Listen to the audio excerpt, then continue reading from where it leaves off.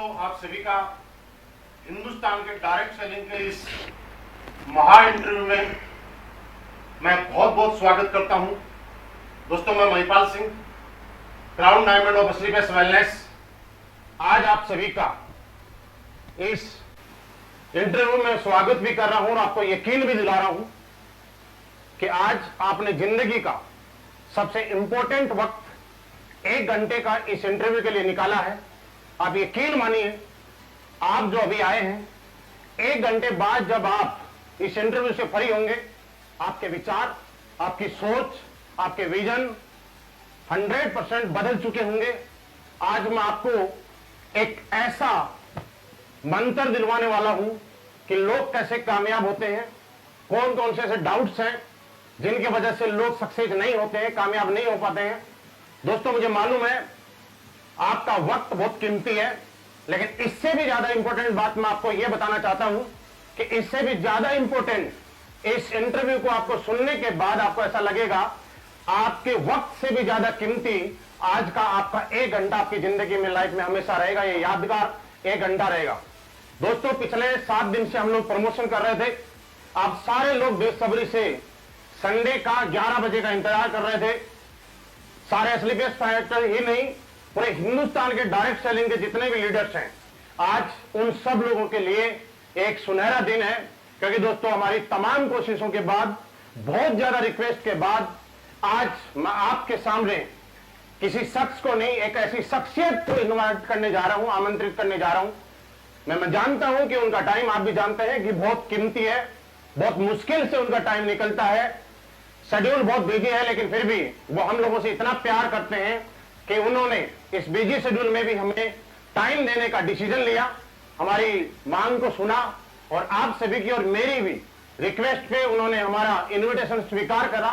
जी हाँ दोस्त, मैं अभी आपको मिलवाने जा रहा हूं हिंदुस्तान की fastest growing company SLPS wellness के CEO and MD mister Sanjeev Kumar sir को। दोस्तों, हम सारे लोग मिलके वेलकम करते हैं। Please welcome SLPS wellness CEO and MD mister Sanjeev sir. Sir, आपका स्वागत है। सर नमस्कार, आपका स्वागत है आज हमारे इंटरव्यू में। हमारे दर्शक पिछले 7 दिन से वेट कर रहे थे। आज मेरा भी सौभाग्य है और आपका भी हम सभी लोगों का सौभाग्य है कि आज आपसे 1 घंटे तक हम बहुत कुछ सीखने वाले हैं, जिससे हमारी जिंदगी में आमूल परिवर्तन आएंगे। Sir please. Thank you Mahipal ji. तो नमस्कार सभी देखने वाले सभी दर्शकगण को बहुत बहुत नमस्कार। सर, आपका बहुत बहुत स्वागत है। पिछले 7 दिन से जैसे ही हम यहाँ पे प्रमोशन कर रहे थे जी, लोगों ने बहुत सारे सवाल किए, बहुत सारी चीजें आपके पास जानने चाहते हैं। मैं तकरीबन 2000 से ज्यादा सवाल आए थे, सभी के सवाल तो नहीं ले पाया क्योंकि इतने कम टाइम में सबके सवाल लेना थोड़ा मुश्किल है। लेकिन उसके बाद भी मैंने तमाम ऐसे सवाल लोगों के यहाँ पे लिए हैं जिनके आज आपको जवाब देने ही होंगे, क्योंकि जनता जानना चाहती है। और आप में से भी बहुत सारे लोगों ने जो जो मेरे से सवाल किए हैं, मैं उनका जवाब जरूर आपको दिलाऊंगा। दोस्तों, सबसे पहले शुरुआत करते हैं। हमारे एक लीडर है, एसोसिएट है, मुझे नहीं मालूम, मेहताब सिंह चौहान किसी का नाम है। वो ये जानना चाहते हैं सर के बारे में कि सर पहले क्या करते थे, कैसे थे, कहां से आए, कैसे डायरेक्ट सेलिंग में आए। सर, हम ये जानना चाहते हैं कि आप इस इंडस्ट्री में आने से पहले क्या किया करते थे, आपका इस इंडस्ट्री के अंदर आने से पहले किस प्रोफेशन में आप काम करना चाहते थे, आप कहां से हैं, इस बारे में थोड़ा सा आप बताएं। तो सबसे पहले तो नमस्कार सभी दर्शकगण को एक बार फिर। तो महिपाल जी, मैं रहने वाला हूं अपना गाजियाबाद डिस्ट्रिक्ट और मोदीनगर, वहाँ पर एक सिटी है, उसके पास एक गांव है छोटा सा खंजरपुर। बचपन में पढ़ाई लिखाई करने के बावजूद, क्योंकि मेरे पापा आर्मी में थे, तो उनसे इंस्पिरेशन मुझे मिला और मैंने आर्मी ज्वाइन करी और आर्मी में ही मैंने पहले जॉब की है, आर्मी में मैंने काम किया है और पढ़ाई लिखाई अपना नॉर्मल की है। उसके बाद मैंने आर्मी ज्वाइन कर ली थी। तो मेरा मतलब पहले मैं आर्मी में था। सर बिल्कुल, आपने बहुत बढ़िया बताया कि आज के टाइम में हमारे समाज में एक धारणा है कि किसी को अगर सरकारी नौकरी मिल जाए तो सरकार का दामाद बन जाता है। पहले सैलरी मिलती है, उसके बाद पेंशन मिलती है। इतनी अच्छी जॉब होने के बाद आज हिंदुस्तान की सबसे रेस्पेक्टेड जॉब में आर्मी का नाम आता है। उसके बाद भी आप इस डायरेक्ट सेलिंग इंडस्ट्री में आए, और आए ही नहीं, आपने अपना पूरा कैरियर इस इंडस्ट्री में लगा दिया। इसके पीछे से क्या वजह रही होगी? देखिए महिपाल सर, रियली जॉब, वो भी आर्मी का बड़ा रिस्पेक्टेड जॉब है, और हमने भी पूरा 15 साल दिए हैं। कश्मीर से कन्याकुमारी तक हमारी पोस्टिंगें रही हैं। बड़ा मजा आ रहा था जॉब में, लेकिन फिर भी होता ही है ना, इंसान की जो इच्छाएं हैं वो तो असीमित हैं। तो ऐसी कुछ इच्छाएं हमारी थी, और कुछ अगर हम अपनी इच्छाओं का दमन कर लें तो बच्चों की कुछ इच्छाएं थी, बच्चे कुछ अच्छी जिंदगी जीना चाहते, तो फिर कोई ना कोई दूसरा सोचा कि कोई ऐसा काम इस दुनिया में है अगर हमारे लायक, तो ट्राई करेंगे, बच्चों के सपने पूरे करेंगे। तो फिर अचानक जयपुर के अंदर एक दोस्त थे, वो ले गए किसी डायरेक्ट सेलिंग कंपनी के प्रोग्राम में, और वहां पर मैंने देखा मान सम्मान, रिस्पेक्ट, पैसा। सबसे बड़ी बात है, मैंने वहां पर ये देखा कि हमारे जैसे लोग कामयाब हैं। हमारे जैसे मीन्स मतलब आम आदमी जो 10वीं पास है, 12वीं पास है, या BA है, या ग्रेजुएट है, काफी लोग वहां पर पैसे वाले मैंने देखे। मैं काफी इंस्पायर हुआ। और इस इंडस्ट्री की खासूसियत मुझे सबसे ज्यादा जो लगी वो ये लगी कि यहाँ पर कोई भी व्यक्ति जिसके पास डेडिकेशन है, हिम्मत है, मेहनत है, जज्बा है, सपने हैं, कोई भी कामयाब हो सकता है। यहाँ पर टैलेंट की जरूरत नहीं है, क्योंकि आजकल देखिए आप मार्केट में कामयाब होने के लिए, मान लो मेरे सपने या आपके सपने हैं, अगर हम उन्हें पूरा करना चाहे तो मार्केट में क्या है, या तो आपको पढ़ना लिखना बहुत पड़ेगा, तब आप IAS IPS बहुत बड़े बड़े बिग जॉब्स आपको बिग प्रोफेशनल जॉब आपको मिलेंगे, या आपके पास बहुत ज्यादा पैसा हो, आपको बहुत पैसा लगाएंगे तो बहुत पैसा कमाएंगे, होटल हॉस्पिटल स्कूल बना लें, या आपके पास कोई एक्सट्रीम टैलेंट हो, आप विराट कोहली की तरह अच्छे क्रिकेटर बने, अच्छे बॉक्सर बने, अच्छे सिंगर बने। मतलब मैं कहता हूँ डायरेक्ट सेलिंग के सिवा बहुत सारे प्रोफेशन है, आदमी सबने पूरे कर सकता है और लोग कर भी रहे हैं, लेकिन क्या वो खासूसियत हर आम आदमी में होती है? क्या वो टैलेंट, वो पढ़ाई लिखाई, वो पैसा? तो बस मुझे इस इंडस्ट्री की सबसे बड़ी ब्यूटी ये लगी कि यार जिसके पास यहाँ पर पढ़ाई नहीं है वो भी कामयाब है, जिसके पास कोई एक्सट्रीम टैलेंट नहीं है, सिंगर, डांसर, बॉक्सर, क्रिकेटर बनने का, वो भी कामयाब है, जिसके पास बहुत सारा पैसा नहीं है लगाने को, बिना पैसा लगाए वो भी कामयाब है, क्योंकि यहाँ पैसा तो कुछ लगता ही नहीं है। जब पैसा नहीं लगता तो कोई रिस्क नहीं है यहाँ पर। उसके बाद इस काम में करने में जो सिस्टम है कंपनियों के, डायरेक्ट सेलिंग के जो सिस्टम है कंपनीज के, एजुकेशन सिस्टम, वो बड़ी मदद करते हैं किसी भी आम आदमी को कामयाब करने के लिए। अगर वो नहीं भी काम करना जानता तो भी उसे काम करना सिखा देते हैं और उससे कामयाब कर देते हैं। और सबसे बड़ी बात है कि मर्जी का काम है, मेरी मर्जी में आज करूं ना करूं, 2 दिन ना करूं, तीसरे दिन करूं। और सबसे जो ब्यूटीफुल मुझे इसकी ब्यूटी लगी, बड़ी ब्यूटी, वो था महिपाल जी पैसिव इनकम, कि एक बार मेहनत कर ली जाए जोर लगा के और जिंदगी भर बैठ के खाया जाए। तो ये कुछ ऐसी ब्यूटीज है जो मुझे नजर आई, इसलिए मैंने इंडस्ट्री चुनी, क्योंकि मेरे जैसा व्यक्ति मुझे लगता है यहीं पर कामयाब हो सकता था। 1-2 लोगों ने सवाल किया है, जिनका नाम है अमित शंकर, PM पटेल। ये बात ये पूछते हैं कि सर ये पावर हमें और आप सबको समझ में आती है, लेकिन आज हमारा समाज और लोग, आम लोग इस इंडस्ट्री को लेकर नेगेटिव क्यों? बहुत बढ़िया। क्या नाम बताया आपने जिन्होंने सवाल पूछा है? अमित शंकर है, एक PM पटेल है। तो अमित शंकर जी, PM पटेल जी, आपका सवाल बहुत जेन्युइन है और बहुत रियल सवाल है, और इस सवाल का जवाब अपने अपने एक्सपीरियंस के अनुसार हर व्यक्ति अपने अनुसार देगा। लेकिन जो मैंने सीखा है अपने इस जीवन में, जो समझा है डायरेक्ट सेलिंग में, वो ये है कि अगर समाज किसी चीज के प्रति नेगेटिव है तो 100% वहां कुछ तो नेगेटिव रहा होगा। क्योंकि मुझे जीवन में ये सिखाया गया है, या मैंने अपने जीवन के एक्सपीरियंस से अपनी उम्र में ये देखा है, इस उम्र में, कि समाज इंसान को बनाता है और समाज इंसान को गिराता है। अगर समाज किसी सरकार के प्रति पॉजिटिव है तो वहां सरकार बना देता है, और समाज अगर किसी सरकार के प्रति नेगेटिव है तो सरकार को गिरा देता है। अल्टीमेटली हर कामयाबी की जो वजह है, हर सक्सेस की जो वजह है, वो समाज है।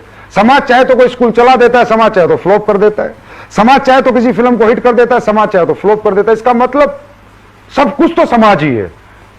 अब समाज डायरेक्ट सेलिंग को लेकर नेगेटिव है, आप बिल्कुल अपनी जगह सही हैं और सही कह भी रहे हैं। तो मुझे ऐसा लगता है कि डायरेक्ट सेलिंग में कुछ ना कुछ तो ऐसा होता होगा कि जिससे लोग नेगेटिव हैं। तो महिपाल जी, उसके लिए एक छोटी सी मैं अपना एक्सपीरियंस शेयर करना चाहूंगा। डायरेक्ट सेलिंग जो बिजनेस है महिपाल जी, इसको लोग सोचते हैं कि ये कुछ अलग बिजनेस है। ये ऐसा कुछ भी नहीं है। ये समाज क्यों नेगेटिव है, इसका आपके इस क्वेश्चन का आंसर मेरी थोड़ा सा डायरेक्ट सेलिंग के एक्सपीरियंस मैं नॉलेज शेयर करूंगा तो आपको अपने आप ही मिल जाएगा। डायरेक्ट सेलिंग इंडस्ट्री जो है ये कोई स्पेशल इंडस्ट्री नहीं है, कुछ अलग नहीं है, ये बेचने का एक तरीका है, एडवांस वर्जन ऑफ सेलिंग। जैसे दुनिया में पहले कैसे बिकता था, एक आदमी दुकान खोलता था, सुबह आता था, अभी भी खोलते हैं, 12 घंटे अपनी दुकान के अंदर आके माल बेच के निकल जाता था, उसी गली उसी मोहल्ले में बिकता था जहां उसकी दुकान थी। फिर किसी व्यक्ति ने एक एडवांस आइडिया, एडवांस वर्जन लाया फ्रेंचाइजी कॉन्सेप्ट का। फ्रेंचाइजी कॉन्सेप्ट, फ्रेंचाइजियां खोल खोल के एक आदमी ने एक जगह से पूरी दुनिया में फ्रेंचाइजियां खोल दी, पूरी दुनिया में फ्रेंचाइजियां खोल दी, तो उसका माल एक जगह बैठ के पूरी दुनिया में बिकने लगा। फिर एक आदमी आइडिया लाया कि यार मैन टू मैन सेलिंग भी हो सकती है, मैन टू मैन भी आदमी प्रोडक्ट बेच सकता है, मैन टू मैन भी आदमी चीजों को प्रमोट कर सकता है, तो इसे कहते हैं direct selling, man to man selling. तो ये जो मैन टू मैन सेलिंग है, इसका वर्जन है, इसका स्वरूप है डायरेक्ट सेलिंग। अब जिस आदमी ने बनाया, उसने किस लिए बनाया था? उसने महिपाल जी इसलिए बनाया था, प्रोडक्ट की वजह से बनाया था, प्रोडक्ट बेचने के लिए बनाया था, कुछ ऐसे करने के लिए नहीं बनाया कि भाई कुछ भी बेचो, हवा बेचो। क्योंकि फ्रेंचाइजी से क्या बिकता है प्रोडक्ट, दुकान से क्या बिकता है प्रोडक्ट, डायरेक्ट सेलिंग में क्या बिकता है प्रोडक्ट। तो उसने एक इंडस्ट्री बनाई कि जहां पर एक आदमी एक प्रोडक्ट खरीदेगा, अगर उसको प्रोडक्ट अच्छा लगेगा तो उसको शेयर करेगा, ना कि बेचेगा। क्योंकि डायरेक्ट सेलिंग के अंदर सेल्समैन नहीं आते, एमबीए बीबीए करे हुए मार्केटिंग वाले लड़के नहीं आते। डायरेक्ट सेलिंग में समाज का एक आम आदमी आता है, एक बूढ़ा भी हो सकता है, एक मां भी हो सकती है, एक बहन भी हो सकती है, एक यंगस्टर भी हो सकता है। उसने कोई मार्केटिंग की स्टडी नहीं की, मार्केटिंग नहीं सीखी, उसे नहीं पता प्रोडक्ट कैसे बेचना है। तो डायरेक्ट सेलिंग जो बिजनेस बनाता, ये शेयरिंग बिजनेस बनाता, सेलिंग बिजनेस नहीं बनाता कि आप कोई प्रोडक्ट खरीदें, अगर आपको अच्छे रिजल्ट आए तो आप उसको शेयर करें। अब उसके बाद ये बिजनेस पिछले 100 साल से पूरे वर्ल्ड के अंदर है। हिंदुस्तान में 96 और 98 में आया। 96-98 में जो कंपनियां इसे लेकर आई, बड़ी अच्छी कंपनियां थी, बिल्कुल इथिकल प्रोडक्ट के साथ ये बिजनेस लेके आई। इंडिया के अंदर उन्होंने शुरुआत करी, बहुत अच्छा रिस्पॉन्स इंडिया में मिला, मतलब गांव गांव लोग डायरेक्ट सेलिंग में जुड़े। 96 में 98 की बात कर रहा हूं महिपाल जी। अब जब ये रिस्पॉन्स उन कंपनियों को मिला तो ऐसा लगा कि हाँ, हिंदुस्तान के अंदर बहुत बड़ा पोटेंशियल है इस इंडस्ट्री का और बहुत लोगों को एम्प्लॉयमेंट मिलेगा। लेकिन आपको पता है कि हर असली चीज के साथ एक नकली चीज साथ में आती है। हर ओरिजिनल के साथ डुप्लीकेट वर्जन जरूर आता ही आता है। तो जो ओरिजिनल स्वरूप वो लोग लेके आए कंपनी में, अगर आपको वो नाम नहीं लेना चाहूंगा, 2 कंपनी इंडिया की थी, एक इंडिया की एक बाहर की, जिन्होंने इथिकल डायरेक्ट सेलिंग को जन्म दिया अच्छे प्रोडक्ट के साथ। अब जब लोगों ने देखा कि इन कंपनियों की इतना पोटेंशियल है, इन कंपनियों में इतने लोग जुड़ने लग गए, एकदम आतंक मच गया, क्या धंधा आ गया, पैसे कमाने का धंधा आ गया, तो फिर डुप्लीकेट लोग मार्केट में आए। और डुप्लीकेट लोगों ने एक चीज देखी, एक उन्होंने आइडिया लिया, या कह सकते हो मार्केट का सर्वे किया कि हिंदुस्तान में तो पैसा कमाने का तरीका दे दो तो ही लोग जुड़ जाते हैं।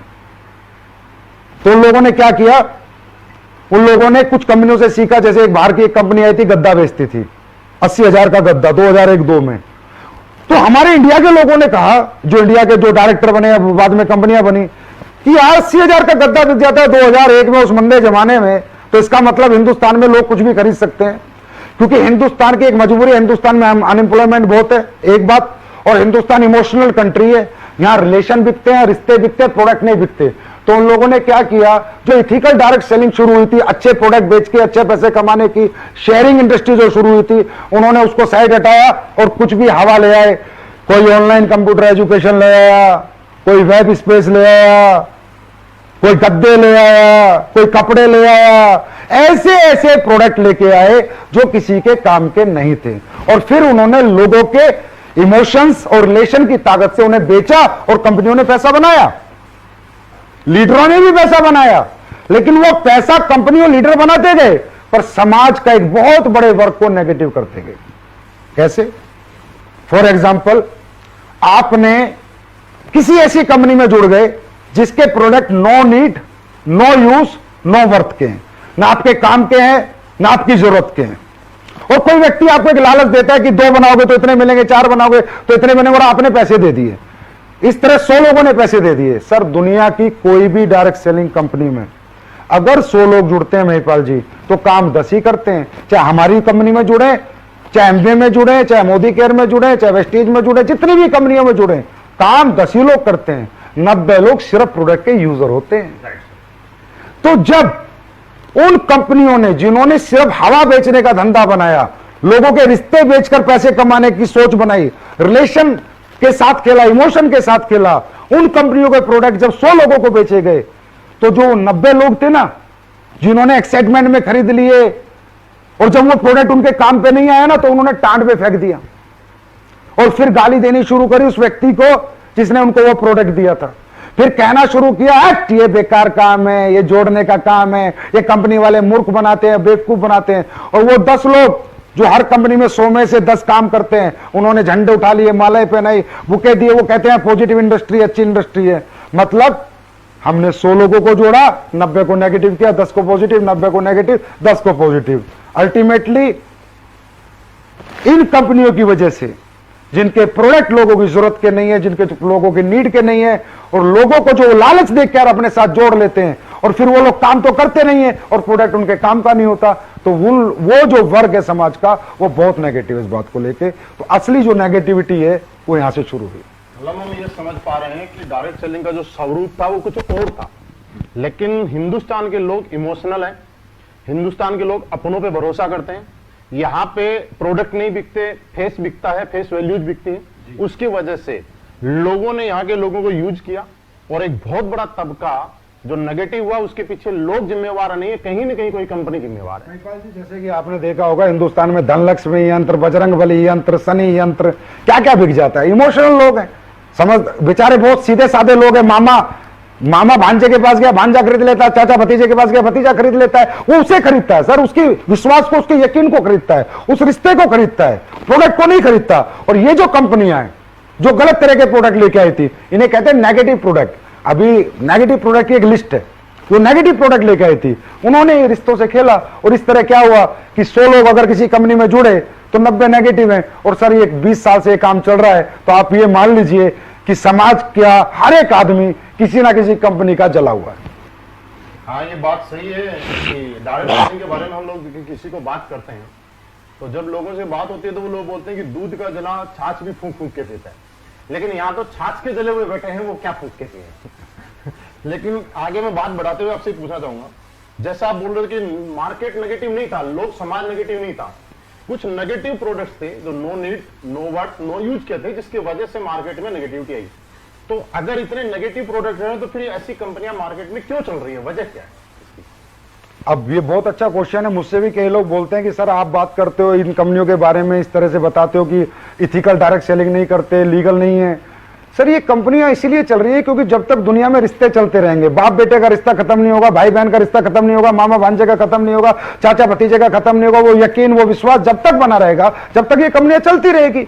दूसरी बात, जब भी इन कंपनियों में कोई आदमी पहली बार सेमिनार देखने जाता है, उसे क्या पता, वो तो देखता है स्टेज के ऊपर, अरे भाई ये करोड़पति, ये अरबपति, मोटिवेशन मिलता है उसे, कहता भाई मैं भी बन जाऊंगा, फिर वो पैसे दे देता है बेचारा वहां पर। उसे क्या पता कल तेरे साथ क्या होगा, तुझे मार्केट से रिस्पॉन्स मिलेगा या नहीं मिलेगा, उसे नहीं पता ना, मार्केट से कल रिस्पॉन्स मिलेगा या नहीं मिलेगा, कल तेरे साथ क्या होगा।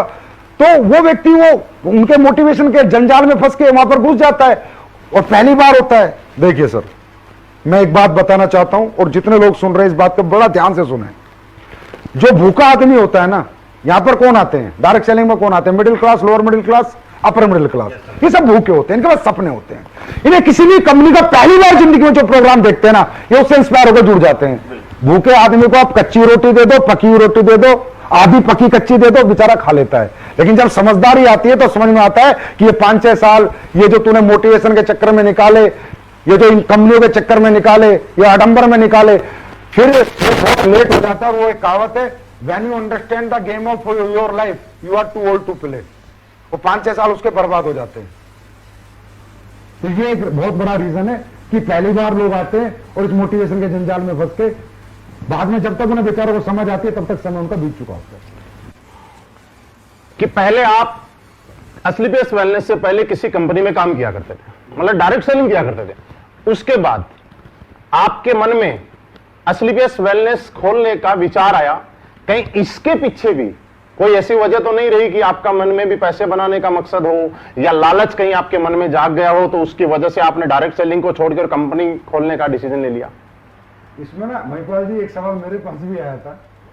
वो सवाल ये था कि सर डायरेक्ट सेलिंग में लोग बहुत पैसे कमा लेते हैं, मर्जीज फरारी ले लेते हैं, लेकिन उसके बावजूद भी उनकी सोशल रिस्पेक्ट नहीं होती। तो वहां से मेरी कहानी वहीं से मैच होती है। तो मैं उन लोगों को जवाब देना चाहता हूं, बिल्कुल सही बात है कि डायरेक्ट सेलिंग के लीडर की सोशल रिस्पेक्ट नहीं है, जबकि होनी चाहिए। क्योंकि जो काम डायरेक्ट सेलिंग के लीडर करते हैं, लोगों को कामयाब करते हैं, लोगों को नॉलेज देते हैं, टैलेंट देते हैं, मोटिवेट करके रखते हैं, नाकामयाब को कामयाब बनाते हैं। मैं तो ये कहूंगा डायरेक्ट सेलिंग का लीडर से बड़ा धर्मात्मा इस धरती के ऊपर दोस्तों कोई नहीं है, चाहे वो किसी भी कंपनी का डायरेक्ट सेलर हो। क्योंकि भैया दान करना एक दिन कर सकते हो, अनाथ आश्रम में एक दिन दान कर सकते हो, मंदिर में एक दिन दान कर सकते हो, मस्जिद में एक दिन दान कर सकते हो, लेकिन दुनिया का सर्वोपरि दान है किसी नाकामयाब को कामयाब करना, और ये डायरेक्ट सेलिंग के लीडर्स करते हैं। तो क्या इनको सोशल रिस्पेक्ट मिलनी चाहिए, नहीं मिलनी चाहिए? तो आवाज आती है मिलनी चाहिए। क्या मिलती है? बिल्कुल नहीं मिलती। फिर मैं वही कहूंगा क्यों नहीं मिलती। एक लड़के ने एक बिजनेस शुरू किया अपने गांव से। आदमी पहले कहां जाता है? रिश्तेदार और गांव वालों के पास जाता है जब भी किसी कंपनी में जुड़ता है। और तो ऐसा तो नहीं रोड चलते हुए किसी को प्लान दे देगा। अब जब वो उनके पास जाता है उसकी भरोसे में बात मान के विश्वास करके पैसे दे देते हैं उसे, रिश्तेदार भी और सारे गांव वाले भी। अब अगर वो किसी गलत कंपनी के साथ ज्वाइन है, जिसने हवा बेची है, जो प्रोडक्ट के नाम पर पागल बना रही है, जो अपॉर्चुनिटी सेलिंग जो चलता है आज मार्केट में, अपॉर्चुनिटी सेलिंग, चलो मुझे आज तक ये समझ में what is the bloody opportunity selling? Opportunity selling होता क्या है?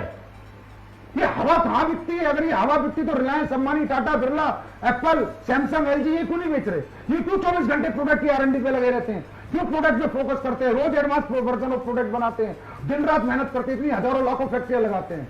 लेकिन डायरेक्ट सेलिंग की कुछ कंपनियों में बड़ा मजेदार एक डायलॉग है, अपॉर्चुनिटी सेलिंग। अरे भाई क्या होती है अपॉर्चुनिटी सेलिंग? मुझे आज तक समझ नहीं आया।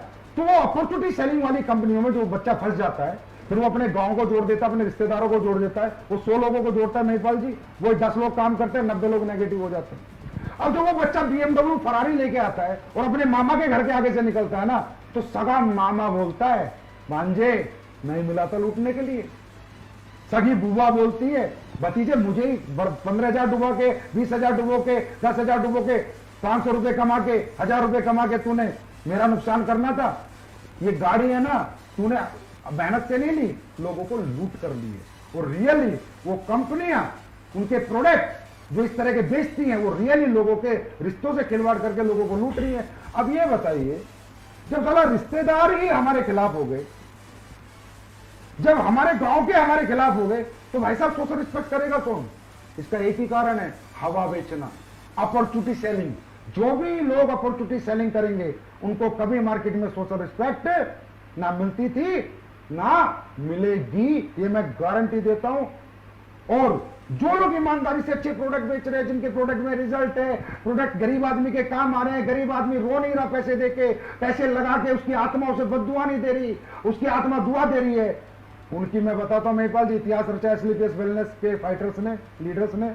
और सबको बताता हूं, अभी देख लेना 15 अगस्त आ रहा है, हमारे फाइटरों को लोग झंडा फहराने के लिए बुलाते हैं, लीडर्स को। Yes sir. ये है सोशल रिस्पेक्ट। क्योंकि हमने अगर 100 लोगों को प्रोडक्ट दिया है ना सर, मैं सबकी 100 आउट ऑफ 100 की बात नहीं करता, पर 80% को रिजल्ट आता है, 20% को नहीं आता, तो हम 100 में से 80 को पॉजिटिव कर रहे हैं। तो ये मुहिम हमने 6 साल पहले चलाई। और दूसरी बात, एक आखिरी बात, मैं लीडर्स आपसे बात पूछना चाहता हूं, ये जो एक डायलॉग आता है आपके सेमिनार में, कोई भी अच्छी चीज अगर आप खरीदते हो तो 4 आदमी को बताते हो, आपको पैसे नहीं आते। कोई भी अच्छी चीज आप खरीदते हो, 4 आदमी को, कोई अच्छी पिक्चर देख के आते हो, 4 आदमी को दिखाते हो, पैसे नहीं आते। अरे मेरे भाई, इसमें एक लाइन है, अच्छी चीज खरीदते हो तब 4 आदमी को बताते हो। क्या कोई गलत फिल्म देखकर, फ्लॉप फिल्म देखकर कभी 4 आदमी को लेके गए? क्या गलत स्कूल में अपने बच्चों को पढ़ाया तो उस स्कूल को प्रमोट किया? क्या गलत डॉक्टर को खुद को दिखाया तो प्रमोट किया? तो मेरे भाई एक बात ध्यान में रखो, ये बात, गलत चीजें प्रमोशन में नहीं होती, मैन टू मैन एडवर्टाइजमेंट अच्छी चीजों का होता है। तो ये बात भी ध्यान रखा करो कि अच्छी चीज खरीद के लाते हैं, और अच्छी चीज वो होती है जो लोगों के नीड की हो, लोगों के यूज की हो, लोगों के वर्थ की हो। बिल्कुल सर, हम इसी के पीछे थे कि डायरेक्ट सेलिंग करते करते मेरा सवाल कुछ बीच में रह गया कि आखिर ये कंपनी खोलने के पीछे वजह क्या रही होगी? महिपाल जी, डायरेक्ट सेलिंग करते करते मेरी अच्छी खासी टीम थी जिस भी कंपनी में मैं काम करता था, लेकिन मैंने पैसे कमाए थे, मैंने गाड़ी भी ली, मैंने बंगला भी लिया, मेरे पास अचीवमेंट भी थी, क्योंकि समझ सकते हो तो मैं एक्स्ट्राऑर्डिनरी टैलेंट नहीं कहूंगा, मेहनत है मेरी। लेकिन जो लोग मेरे साथ थे ना, उनका सक्सेस रेशियो बहुत कम था। मान लो मेरे पास 20,000 लोग थे ना, तो उसमें मात्र 20 ही आदमी पैसे कमा रहे थे। ओके। तो जब नीचे वाले बच्चे पैसे नहीं कमा रहे थे और उनकी हाल लगती थी ना, कोई कमरा लेके कहीं पड़ा है, कोई कमरा लेके, एक लड़का था, मैं नाम नहीं बताऊंगा, तो उस लड़के ने मुझे फोन किया कि गुरुजी मैं कमरा लेके रहता हूं और जो मैं प्रोडक्ट बेचता हूं लोग मेरे मुंह पे फेंक के चले जाते हैं और मेरे को 5 साल हो गए, मैं अभी तक कुछ नहीं कमा पाया। तो वो चीज मुझे दर्द दिया, एक बात। दूसरी बात, जिन लोगों को मैंने प्रोडक्ट बेचे थे, जहां भी मैं काम करता था, मैंने बीमे में बहुत बेचे थे, तो जिन लोगों ने मुझसे बीमे लिए उनमें चाचा, फूफा, मामा, रिश्तेदार, साला, साली बहुत लोग थे। तो जब उनकी 4 साल हुए और पैसा लेने गए, 60,000 उन्होंने जमा किया तो उन्हें 30,000 रुपए मिले। 60,000 के 30,000? 30,000, क्योंकि नेगेटिव प्रोडक्ट था ये, मान लो आप। ऐसी पॉलिसियां थी जो किसी काम की नहीं थी, सिर्फ हवा बेची थी हमने। तो अब जब हम गाड़ी वाले बन गए, बंगले वाले भी बन गए, तो जिस गली से निकलते हमारे रिश्तेदार बोलते हुए हमें लूट के तूने गाड़ी ले ली, हमें बर्बाद करके हमारे 30,000 डुबो के हरामजादे तू आज बंगले में घूम रहा है, अगर तुझे 1,000 रुपए चाहिए तो भीख मांग लेता। तो उन चीजों से मैं इतना निराश हो गया, इतना हताश हो गया। एक तो लोग नाकामयाब, मेरे साथ 20-30,000 लोग थे, उनमें बहुत कम कामयाब। एक जो मैंने कमाया तो नाम नहीं कमाया, सम्मान नहीं कमाया, पैसा आया लेकिन सोशल रिस्पेक्ट मेरी गायब हो गई। ये सोच के महिपाल जी, आपको अगर मैं सही बताऊं तो मैंने तो काम ही छोड़ दिया था। मैंने डायरेक्ट सेलिंग को 2000 आई थिंक 12-13 में रिजाइन ही कर दिया था, 12 में। मतलब इस इंडस्ट्री से आप आउट हो गए थे? हाँ, हमेशा के लिए। मैं आपको रियल बताऊं, मैं मतलब मेरा दिल उब गया, मैं साला घटिया काम नहीं करना। क्योंकि हमें ना पता क्या सिखाया गया था कि बुरी चीजें बेचकर ही अच्छे पैसे कमाए जा सकते हैं। वो मेरे गले से नहीं उतर रहा था। अरे भाई, एप्पल भी बेच रहा है मोबाइल, सैमसंग भी एलईडी बेच के कमा रहा है, मारुति कार बेच के कमा रही है, घटिया प्रोडक्ट बेचकर ही अच्छे पैसे कमाए जा सकते हैं ना। ये बात मेरे गले नहीं उतरी तो मैंने रिजाइन ही कर दिया इस इंडस्ट्री को, और मैं 2 साल के लिए अपना निकल गया, जैसा भी मेरा वक्त गुजरा। लेकिन इस 2 साल में जो है मुझे काफी नॉलेज मिली, काफी आइडियाज मिले। क्योंकि वो कहते हैं ना, डायरेक्ट सेलिंग है, काम तो छोड़ दिया 2 साल, लेकिन इतनी दूरी नहीं बना पाया कि इससे बिल्कुल टच ना रहूं। ये कहते हैं प्लास्टिक का कीड़ा है ना मरता। हाँ, मार्केट में एक ऐसा लोग बोलते हैं कि एक बार जिसके अंदर एक कीड़ा घुस गया वो छोड़ नहीं सकता, चाहे कुछ भी हो जाए। हाँ, तो मैं छोड़ नहीं पाया। तो मैंने फॉरेन कंट्रीज में बात, यूएसए वगैरह के कुछ लोग मुझसे जुड़ गए थे, कनाडा के कुछ लीडर जुड़ गए थे, तो डिस्कशन होने लगा। तो जैसे डिस्कस होता है इंडियन एमएलएम इंडस्ट्री, वहां की इंडस्ट्री, तो काफी डिफरेंस मैंने देखा उन कंट्रियों में ना करोड़ों अरबों खरबों के टर्नओवर से सर डायरेक्ट सेलिंग कंपनियों के कारण, बिकॉज ऑफ प्रोडक्ट। वो लोग कहते हैं, उनकी पंच लाइन है बिजनेस करने की, उनकी बाहर की डायरेक्ट सेलिंग कंपनी की, कि इतना जबरदस्त प्रोडक्ट बनाओ जिसकी टक्कर का ट्रेडिशनल मार्केट में ना मिले। ओके। वो कहते हैं कि अगर तुम्हारी क्वालिटी ट्रेडिशनल मार्केट में मिल गई तो तुमने डायरेक्ट सेलिंग कंपनी क्यों बनाई और क्यों प्रोडक्ट बेचे। मतलब उनका प्राइमरी प्रोडक्ट सेलिंग है, अपॉर्चुनिटी भाड़ में जाए बाद में सेकेंडरी है। और आज इंडिया में अगर मैं बात करूं, सबसे बड़ा टर्नओवर किसका है? एमवे का। क्यों है? प्राइमरी प्रोडक्ट सेलिंग है। 3,000 करोड़ का टर्नओवर है। ये हवा बेचने वाली कंपनी अभी तक नहीं कर पाई, ना कभी कर पाएंगी 3,000 करोड़ का। क्यों? क्योंकि उनके पास प्रोडक्ट नहीं है। तो बाहर जब मुझे ये नॉलेज मिली कि इथिकल डायरेक्ट सेलिंग करी जा सकती है अगर प्रोडक्ट आपका ऐसा हो कि जिसकी टक्कर का प्रोडक्ट ट्रेडिशनल मार्केट में ना हो, आप डंके की चोट पे अपना प्रोडक्ट बेच सको और लोगों को कह सको कि तू हमारी कंपनी से ले, बाजार में तुझे इस क्वालिटी का प्रोडक्ट। मतलब एक बार अगर उस कंपनी का प्रोडक्ट किसी ने यूज किया तो जिंदगी भर वो दीवाना हो जाए उस प्रोडक्ट का। रीपरचेज करे, बार बार हमें याद करे, जिस आदमी ने प्रोडक्ट दिया उसकी इज्जत करे, उसको रिगार्ड करे, उसको दुआएं दे, उसे बददुआएं ना दे। तो जब से मुझे ये बात पता चली कि बुरी चीजें नहीं, अच्छी चीजें बेचकर भी डायरेक्ट सेलिंग हो सकती है, तब फिर मैंने विचार बनाया कि चलो भाई शुरुआत करते हैं। जैसे आपने एक अभी कहा कि सर आपके मन में लालच तो नहीं था कंपनी बनाने के पीछे, तो महिपाल जी जब मुझे नॉलेज हो गई कि भाई अच्छी प्रोडक्ट भी हैं, दुनिया में अच्छी कंपनियां भी हैं जिनके अच्छे प्रोडक्ट बेचकर आप अच्छे पैसे कमा सकते हो, और नीड के प्रोडक्ट, यूज के प्रोडक्ट, वर्क के प्रोडक्ट। तो मैंने क्या किया, आकर कंपनियां सर्च करनी शुरू करी। फॉरेन कंपनी में तो मैं काम नहीं करना चाहता था, तो मैंने इंडियन कंपनी ज्यादातर सर्च करी कि चलो यार अच्छी कंपनी में काम करते हैं। बहुत अच्छी अच्छी कंपनी इंडिया में भी, ऐसी बात नहीं है। मैंने उनके प्रोडक्ट देखे, बहुत अच्छे प्रोडक्ट मिले मुझे कुछ कंपनियों के, तो पैसा नहीं। कोई कंपनी पैसा दे रही है तो प्रोडक्ट नहीं। कहीं ना कहीं मुझे उनकी नीयत में वो चीज लगी नहीं जो होनी चाहिए, खोट कहीं ना कहीं दिखा। मतलब सारा प्रोडक्ट अच्छा है तो कंडीशन इतना, कंडीशनल प्लान इतना है कि पैसा नहीं दे रहे, और पैसा दे रहे हैं तो प्रोडक्ट के नाम पे पूरा कचरा दे रहे हैं। तो फिर मैं हताश हो गया। मतलब इंडिया की कोई कंपनी मैंने नहीं छोड़ी, कंपनियां बहुत अच्छी हैं, लेकिन मैं कह सकता हूं मेरे विचारों पे वो खरी नहीं उतरी। तो मैंने सारी कंपनी ट्राई करी है महिपाल जी, कोई छोड़ी नहीं। मैं नेटवर्किंग करना चाहता था, मैं कंपनी कभी नहीं खोलना चाहता था। ये बात मैं सबको बता रहा हूं, मैं कभी जिंदगी में कंपनी खोलना नहीं चाहता था, क्योंकि कंपनी खोलना एक नेटवर्कर का काम ही नहीं है। मैं एक मोटिवेटर था, एक ट्रेनर था, एक लीडर था। मुझे पैसिव इनकम में जो मजा आता, किसी कंपनी में काम करके 10-20 लाख का नेटवर्क बना के जो आज मैं जिंदगी जी रहा होता, आज वो नहीं जीता। आज लाखों लायबिलिटीज मेरे ऊपर है। मैं पहले भी जानता था, इतना मैच्योर था कि कंपनी बनाना अपने आप में बहुत बड़ी जिम्मेदारी है, बहुत बड़ा प्रेशर है। आपको हर दिन हर घंटे फोकस रहना पड़ेगा। आप कभी भी कंपनी मालिक होकर पैसिव इनकम नहीं ले सकते। तो महिपाल जी मैं कंपनी नहीं बनाना चाहता था। मतलब आपका कंपनी बनाने का कोई मकसद नहीं था? बिल्कुल नहीं। ये कंपनी मैं ऐसा समझ सकता हूं कि चाहत में नहीं, मजबूरी में बनी है। मैं बताता हूं आपको, मैंने फिर एक कंपनी फाइनल करी लास्ट में कि चलो भाई इसमें काम करते हैं, सितंबर 2014 में। बस आज फाइनल करी, कल उसकी भी नियत में खोट दिखा। मतलब कि दिखाई नहीं कि कोई लोगों के लिए कुछ करने आ रही है, पब्लिक के लिए कुछ समर्पण के साथ आ रही है कोई कंपनी। ऐसा लग रहा है बस सब लूट का माल निकाल लो जितना निकाल सकते हो। बस फिर मैंने कहा चलो भाई ये झंडा हम ही पकड़ते हैं। लालच था, किस चीज का लालच था? जो लोग मेरे साथ जीवन लगाया था, जो नाकामयाब हो गए थे, उनको कामयाब करने का लालच था। लालच था मुझे उन लोगों के लिए जो 6-6 साल से कंपनियों में धक्के खा रहे हैं, और आज उनके घर वाले कहते हैं तूने क्या घटिया प्रोफेशन चुना, और जिनको कामयाबी नाम की चीज दूर दूर तक नजर नहीं आ रही, उनको कामयाब करने का लालच था। हर दुखी नेटवर्कर जितना था इंडिया में, उसको सुखी करने का, हर नाकामयाब नेटवर्कर को कामयाब करने का लालच मुझ में कल भी था, आज भी और हमेशा रहेगा। और इसी लालच ने कंपनी खुलवाई, क्योंकि मैंने ये सोचा कि संजीव कुमार, जब तेरे जैसे टैलेंट को कोई प्लेटफॉर्म अच्छा नहीं लग रहा, तो हजारों लाखों लोग तेरी तरह तड़पे हुए हैं जिन्हें एक अच्छे प्लेटफॉर्म की तलाश होगी, अच्छे एथिक्स, अच्छे प्रिंसिपल, अच्छे प्रोडक्ट, अच्छे प्लान की तलाश होगी। तब मैंने झंडा उठाया और 6 साल से आप लोगों के साथ लेके चल रहा हूं। एक सवाल सर है कि इतना आपने रिसर्च किया, तकरीबन आप बता रहे हो कि 1.5-2 साल आपने गैप दिया, उसके बाद रिसर्च किया, आपको कोई कंपनी अच्छी नहीं मिली, कुछ कमी कहीं मिली, कहीं कमी कुछ मिली, उसके बाद भी आपने कंपनी खोलने का रिसर्च किया। मुद्दा यह है कि इतना रिसर्च करने के बाद ऐसा कौन सी खासियत और वजह दिखाई दी जिसकी वजह से आपने वेलनेस इंडस्ट्री का चुनाव किया, और वेलनेस इंडस्ट्री में भी खासकर आयुर्वेदा को चुना? इसके पीछे की कोई वजह?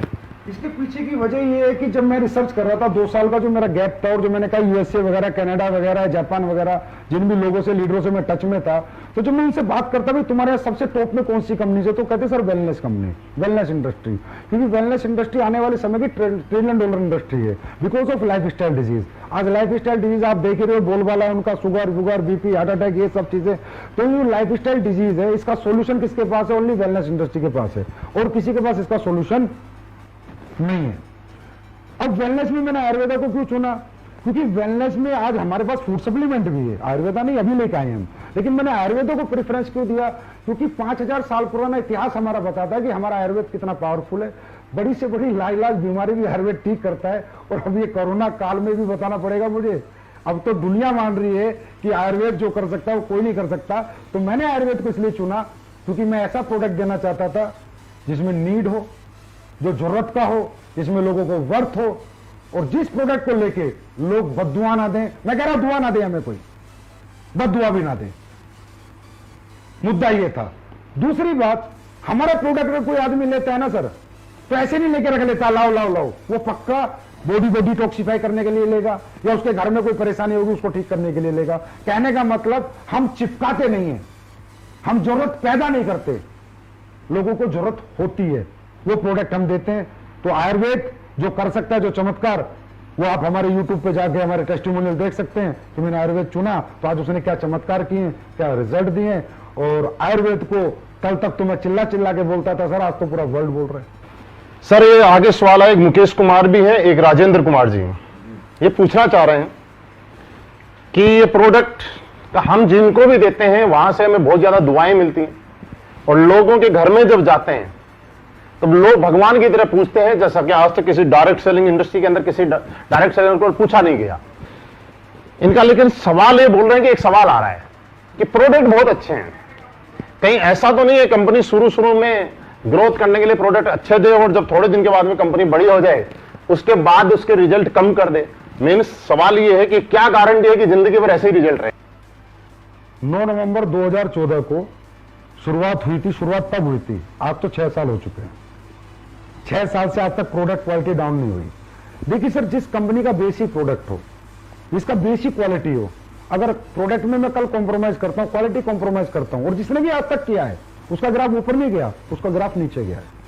I am the follower of Steve jobs. मैं फॉलोअर हूं स्टीव जॉब्स जैसे लोगों का, जिन्होंने एप्पल जैसे एक ब्रांड बनाया और आज तक उसे अपग्रेड करते चले गए, अपग्रेड करते चले गए, अपग्रेड करते चले गए, क्वालिटी कभी नीचे नहीं जाने दी। इसीलिए उनका फोन लाइन में लग के बिकता है, इसीलिए एसलीपीएस का प्रोडक्ट लाइन में लग के बिक रहा है। कोई डाउट नहीं है कि आज लॉकडाउन जैसे टाइम में भी लाइन में लग के प्रोडक्ट बिक रहा है, क्योंकि मेरी क्वालिटी। अच्छा एक बात बताओ, क्वालिटी गिराए क्यों जाएगी? लालच, भाई कोई पैसा बचाना होगा, इंग्रेडिएंट महंगे हो गए, टैक्सेस महंगे हो गए, हाँ कंपनी को पैसा कम बचने लगा तो प्रोडक्ट क्वालिटी गिरा दी जाएगी। ऐसे गिराते होंगे लोग। बिल्कुल। देखो, हर आदमी का अपना अपना बिजनेस मॉडल है, बिजनेस मेंटेलिटी है हर आदमी की। हर आदमी, आपने देखा होगा, एक लखानी की चप्पल भी बनती है और रिबॉक की चप्पल भी बनती है। रिबॉक का ग्राहक भी है और लखानी का ग्राहक भी है।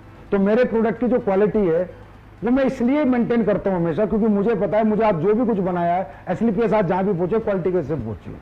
अब मुझे लालच आ गया, टैक्स बढ़ गया, कोई अभी जैसे आप देख रहे हो अश्वगंधा, गिलोय और अपना काढ़ा और अपना मुलेठी, सुन रहे हो गए आप, रोज टीवी पे आता है, टीवी पे डेली आ रहा है। रेट बढ़ गए इनके, लोगों ने दुगने रेट कर दिए। मार्केट है, हिंदुस्तान है, लेकिन मैंने अभी तक रेट नहीं बढ़ाए, जब तक मैं मजबूर ना हो जाऊं। लेकिन मैंने पानी भी नहीं मिलाया। मैं ये सोचता हूं पानी मिलाने से अच्छा, क्वालिटी गिराने से अच्छा पैसे बढ़ा दो ना भाई। अरे पब्लिक या तो एक्सेप्ट करेगी, रिजेक्ट करेगी, कोई फर्क नहीं पड़ता। अब कई कंपनियों में नहीं पैसे मत बढ़ाओ, लीडर नाराज हो जाएंगे, लोग नाराज हो जाएंगे। अरे होने दो नाराज, क्या फर्क पड़ता है? कस्टमर सेटिस्फाइड है ना तो लीडर अपने आप सेटिस्फाइड है। कस्टमर को क्वालिटी मिलेगी, वो खरीदता रहेगा, लीडर पैसे कमाता रहेगा। मैं लीडरों की नाराजगी कभी नहीं देखता कि लीडर कहां नाराज होंगे कहां नहीं होंगे। मैं ये देखता हूं कस्टमर नाराज नहीं होना चाहिए। अगर कस्टमर नाराज है तो लीडर खुश रह ही नहीं सकता। और कस्टमर कब खुश रहेगा? जब उसको क्वालिटी प्रोडक्ट मिलेगा, उसको रिजल्ट आएगा। मैं मतलब शॉर्टकट में बताता हूं जी, अगर मुझे कभी ऐसा लगा तो मैं रेट बढ़ा दूंगा, लेकिन क्वालिटी नहीं गिराऊंगा।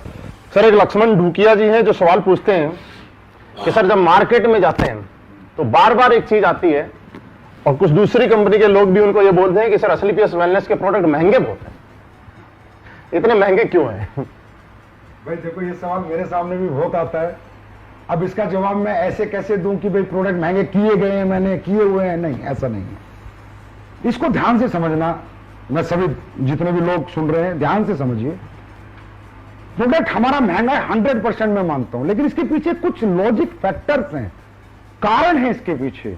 इसके पीछे वो एमएलएम के मालिक वाली सोच नहीं है कि वो बस कुछ भी बनाओ, घोलो पोलो, आईडी में दो निकालो, 2 आदमी जोड़ो और लोगों को बोल दो पैसा कमाओ। नहीं, इसके पीछे है कस्टमर सेटिस्फेक्शन। सर हमारे प्रोडक्ट के लिए मैं कह सकता हूं सबसे महंगा पर सबसे अच्छा। यस, सबसे महंगा सबसे अच्छा। ये महंगा क्यों बनता है? इसके पीछे रीजन लोग जानना चाहेंगे, जानिए आप लोग। और आप लोग इसे सर्च करेंगे, आजकल गूगल बाबा है सारी नॉलेज देने के लिए। हर प्रोडक्ट में एक रॉ मटेरियल डलता है। अब रॉ मटेरियल की सोर्सिंग सबकी अलग अलग है। कोई एक्सट्रैक्ट से ही प्रोडक्ट बनाते हैं, एक्सट्रैक्ट खरीदते हैं। मान लो एक एग्जांपल देता हूं, अश्वगंधा का एक्सट्रैक्ट अगर आप 1 किलो खरीदोगे महिपाल जी तो 1200 रुपए किलो मिलेगा। 1200 रुपए किलो एक्सट्रैक्ट।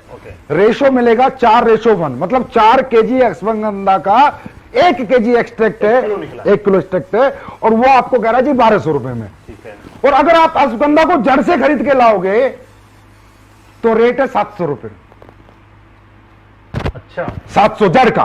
वो कह रहा है जी मैंने 700 रुपए का पाउडर बनाया है और मैं 1200 में दे रहा हूं।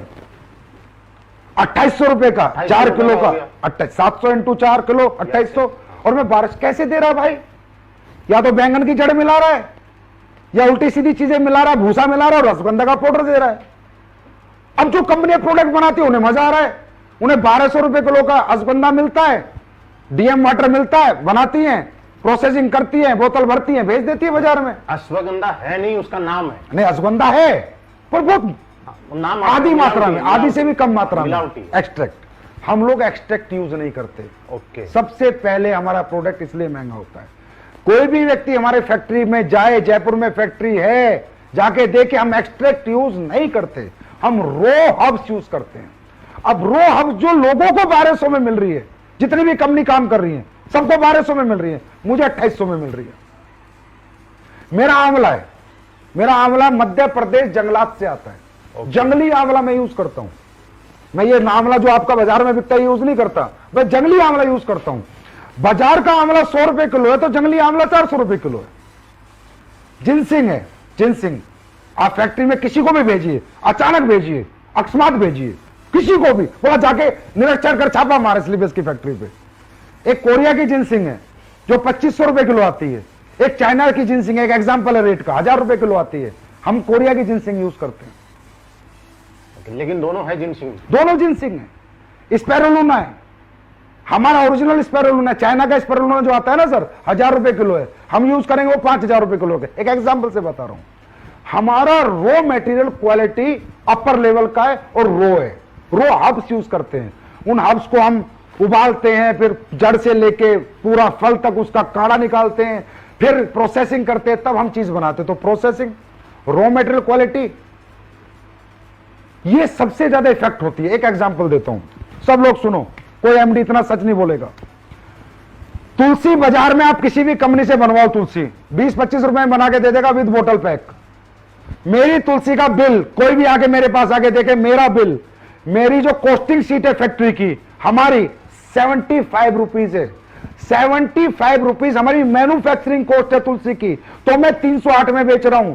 लोगों की तुलसी 20 रुपए में विद पैकिंग बन रही है। आप पूरी इंडिया की किसी भी सप्लायर से ले लो, 20 रुपए में डब्बा पैक करके तुलसी दे देगा। मेरी तुलसी की कॉस्टिंग है ना वो 75 रुपए है, और कोई भी आगे देख सकता है वो। अब क्यों है? अब बाजार की तुलसी के 10 बूंद और मेरी तुलसी का 1 बूंद। बिल्कुल है। तो सर या तो लोगों को लूट लो, बेवकूफ बना लो, या ईमानदारी से काम करना है तो फिर पैसे तो रखने ही पड़ेंगे।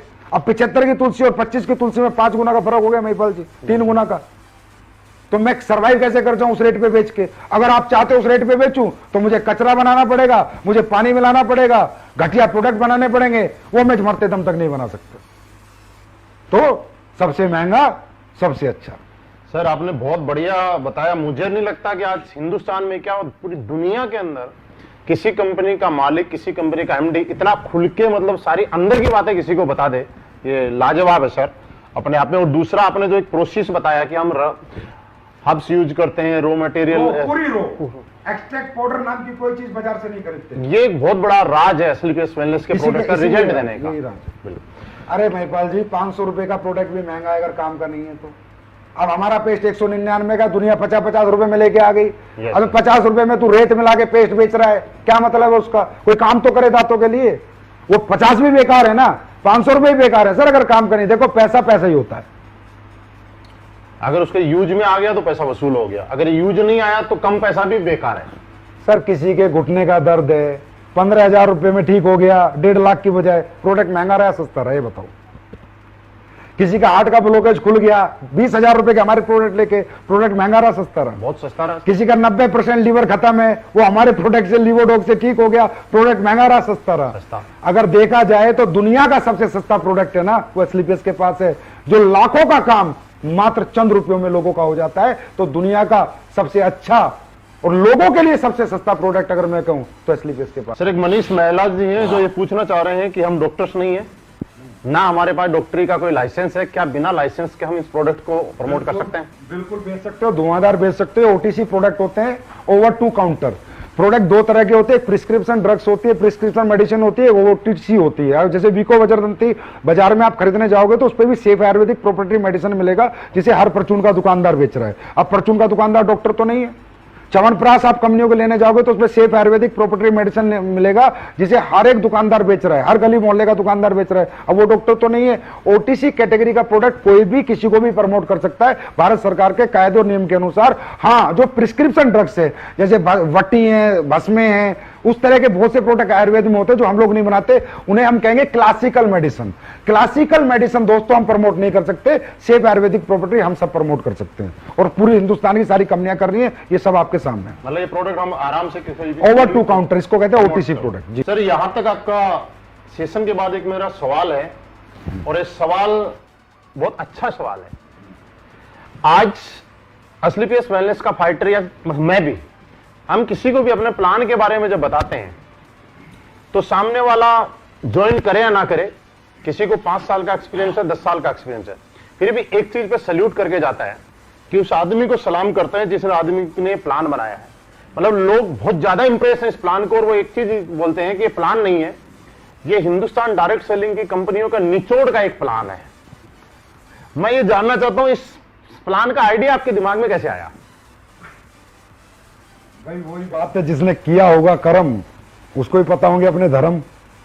तो मैंने कर्म किए थे, डायरेक्ट सेलिंग की थी, मैं कोई वो तो नहीं हूं इंडस्ट्रियलिस्ट की आगे सीधा डायरेक्ट सेलिंग कंपनी खोल ली। तो जो दर्द जो तकलीफें मुझे हुई थी, जैसे फॉर एग्जांपल हम लोग पैसे कमाते थे तो जितने आते थे उतने खर्चा हो जाता था। Yes, sir. 2-2 साल तक हमारे घर वाले पूछते थे भाई क्या कमाया, तो हम बोलते थे और रुक जाओ बस आने वाला है। उस ना तो वो कभी आया ना हम कभी रुके, तो आखिर में घर वाले नेगेटिव हो जाते थे, परेशान हो जाते थे। क्योंकि देखो एक डायरेक्ट सेलर का खर्चा तो होता है, इसमें कोई डाउट नहीं है, खर्चा तो होता है। आपने दिवाली बोनस सुना है? हाँ, मतलब आदमी पूरी साल की तनख्वाह को इतनी वैल्यू नहीं देता जितनी दिवाली बोनस को देता है। बिल्कुल। और दिवाली बोनस से वो बच्चों की 100% गिफ्टें लेके आता है। घर में कुछ ना कुछ खुशियां आती बस यही मैंने सोचा कि एक जो हम सेल्स इंसेंटिव देते हैं यार, ये तो खर्चा हो जाए लोगों का, पर सेल्स परफॉर्मेंस बोनस बच जाए लोगों का, बोनस बच जाए। तो आज हमारी कंपनी में क्या है, 300 की टीम भी बनाता है ना तो 1.5-2 लाख घर दे देता है। तो आज हमारी कंपनी की ग्रोथ का कारण क्या है कि घर वाले बच्चों के साथ आ गए। वो कहते हैं अरे वाह बेटा 6 महीने में तूने 2 लाख दे दिए, 6 महीने में 1.5 लाख दे दिए। और जहां हम काम करते थे सर, हम 2-2 साल 2 रुपए नहीं दे पाए। उल्टा हमारी तो बीवी ये कहती थी कि बर्बाद करने के लिए तूने काम शुरू किया है, क्योंकि हमने तो अपना फंड में निकाल के लगा दिया था। तो ये कारण है। दूसरा आपने फैमिली ट्रिप वगैरह सर वो देखे, ऐसा है वही बात है, जिसने कि एक कर्म वो जानता है तकलीफें। जब हम रात को काम करके 12 बजे आते थे तो खाना गरम बीवी देती थी, जब हम उठते थे बच्चे स्कूल चले जाते थे। तो कहीं ना कहीं फैमिली का बहुत बड़ा रोल होता है। अब हमें तो कंपनियां घुमा रही है, थाईलैंड जाओ, दुबई जाओ, स्विट्जरलैंड जाओ, फलानी जगह जाओ। अरे भाई परिवार तो सबसे बड़ी ताकत है, जो हम हैं आज उन्हीं की वजह से, तो उन्हें भी तो घुमाना बनता है। तो देने को तो मैं 1 टिकट भी दे सकता था, लेकिन मैंने 4 टिकट दिए, बिकॉज एसलीपीएस फैमिली कंपनी। तो आज जब हमारे लोगों के माँ बाप घूम के आते हैं, 20 बच्चे घूम के आते हैं, तो उन लोगों को आते ही कहते हैं अरे भाई वाह क्या काम किया आपने। तो हमने सबको इसलिए घुमाया कि लोगों उनकी बीवी और बच्चों को लगे कि तुम्हारा पिता या तुम्हारा पति रियली कोई दुनिया की नंबर 1 डायरेक्ट सेलिंग कंपनी में काम करता है, और ये काम सबको करना चाहिए। किसी ने सवाल पूछा है कि हम यहाँ पे करियर लगाना चाहते हैं, लेकिन ये जानना चाहते हैं कि क्या ये मैथमेटिकली कैलकुलेटेड है जिससे कि अपना करियर यहाँ पे लगाया जा सके। देखिए बिल्कुल, जिसने भी सवाल पूछा है बहुत जेन्युइन सवाल है। अगर कंपनी को अगले 100 साल तक चलना है, 200 साल तक चलना है, 500 साल तक चलना है, तो सिर्फ फिगर से काम नहीं चलेगा। मैथमेटिकली कंपनी को 100% कैलकुलेट होना पड़ेगा।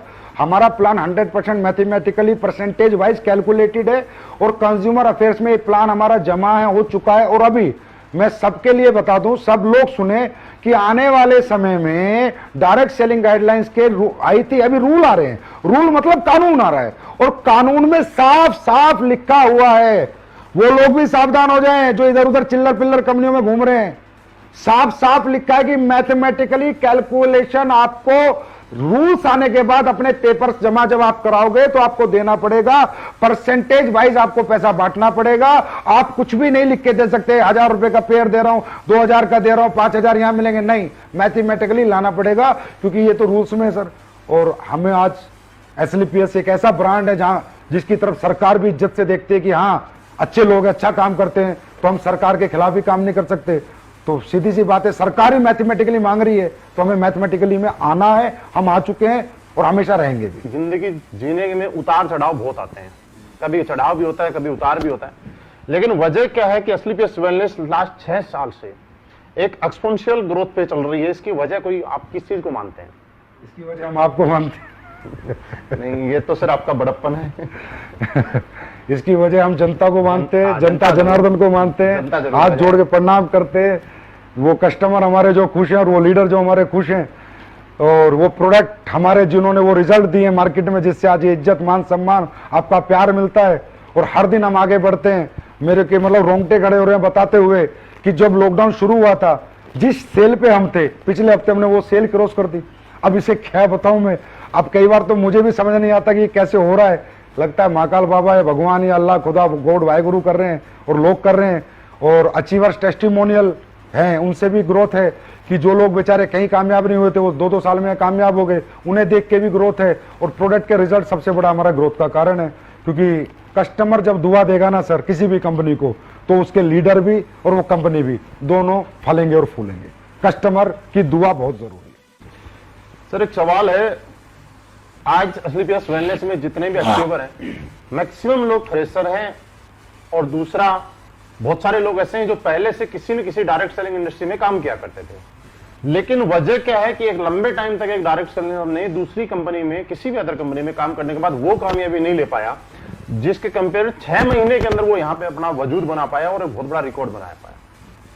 ऐसा क्या है? देखिए सबसे पहले तो किसी भी कंपनी में जो काम करते थे ना, मैं वो कहूंगा जो झोलर कंपनी है, जिनका मतलब हिसाब किताब ही हवा बेचने का है ना, उनके लिए लोग सावधान हो जाएं।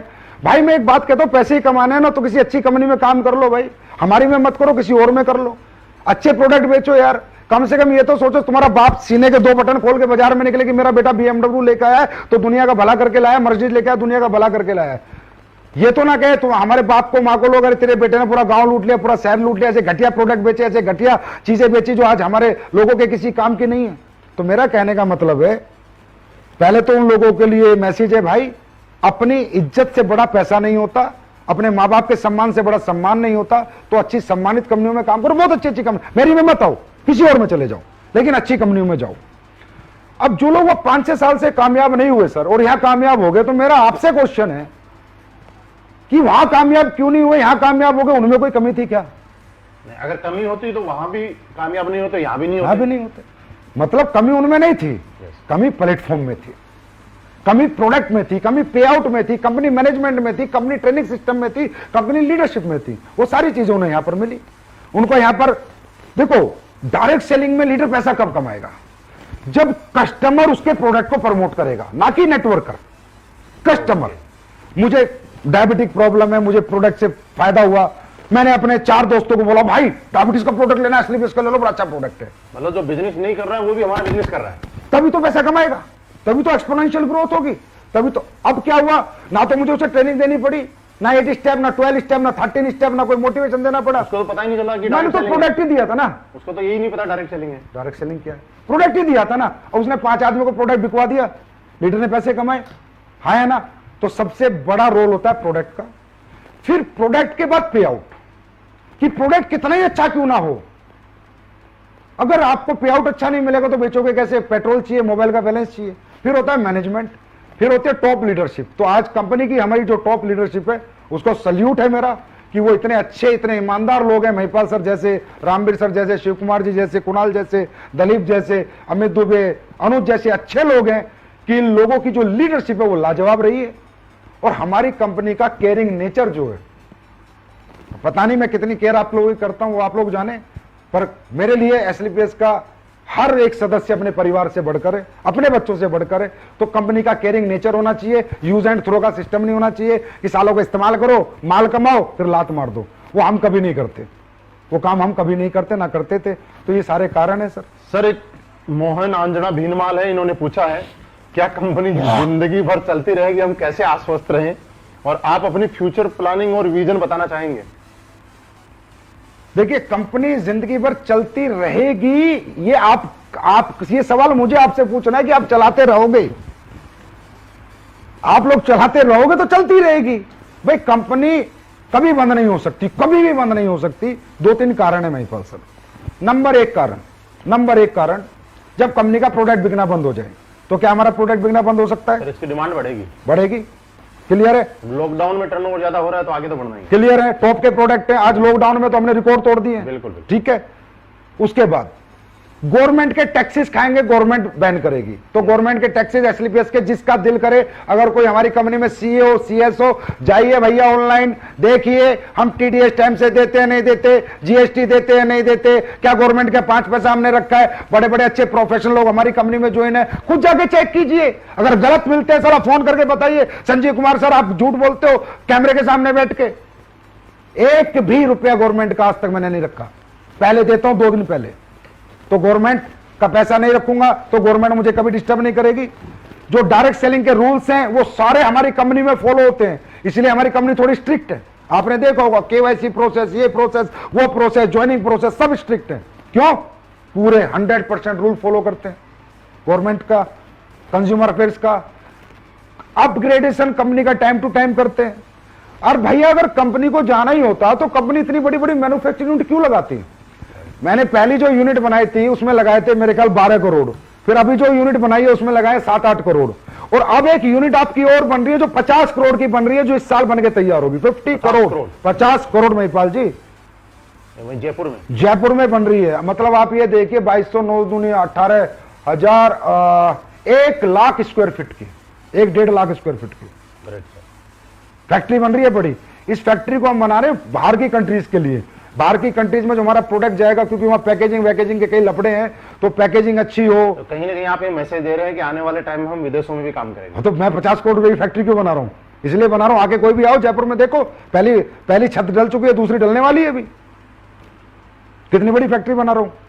तो अगर मैं 3-3 फैक्ट्री बना रहा हूं, अच्छा ये बताओ, ये 10-12 करोड़, ये 6 करोड़, ये 50 करोड़, ये 60-70 करोड़ रुपए थे, तो मैं प्लॉट खरीद लेता, फ्लैट बना लेता, गाड़ियां खरीद लेता, विदेशों में अपनी प्रॉपर्टी खरीद लेता।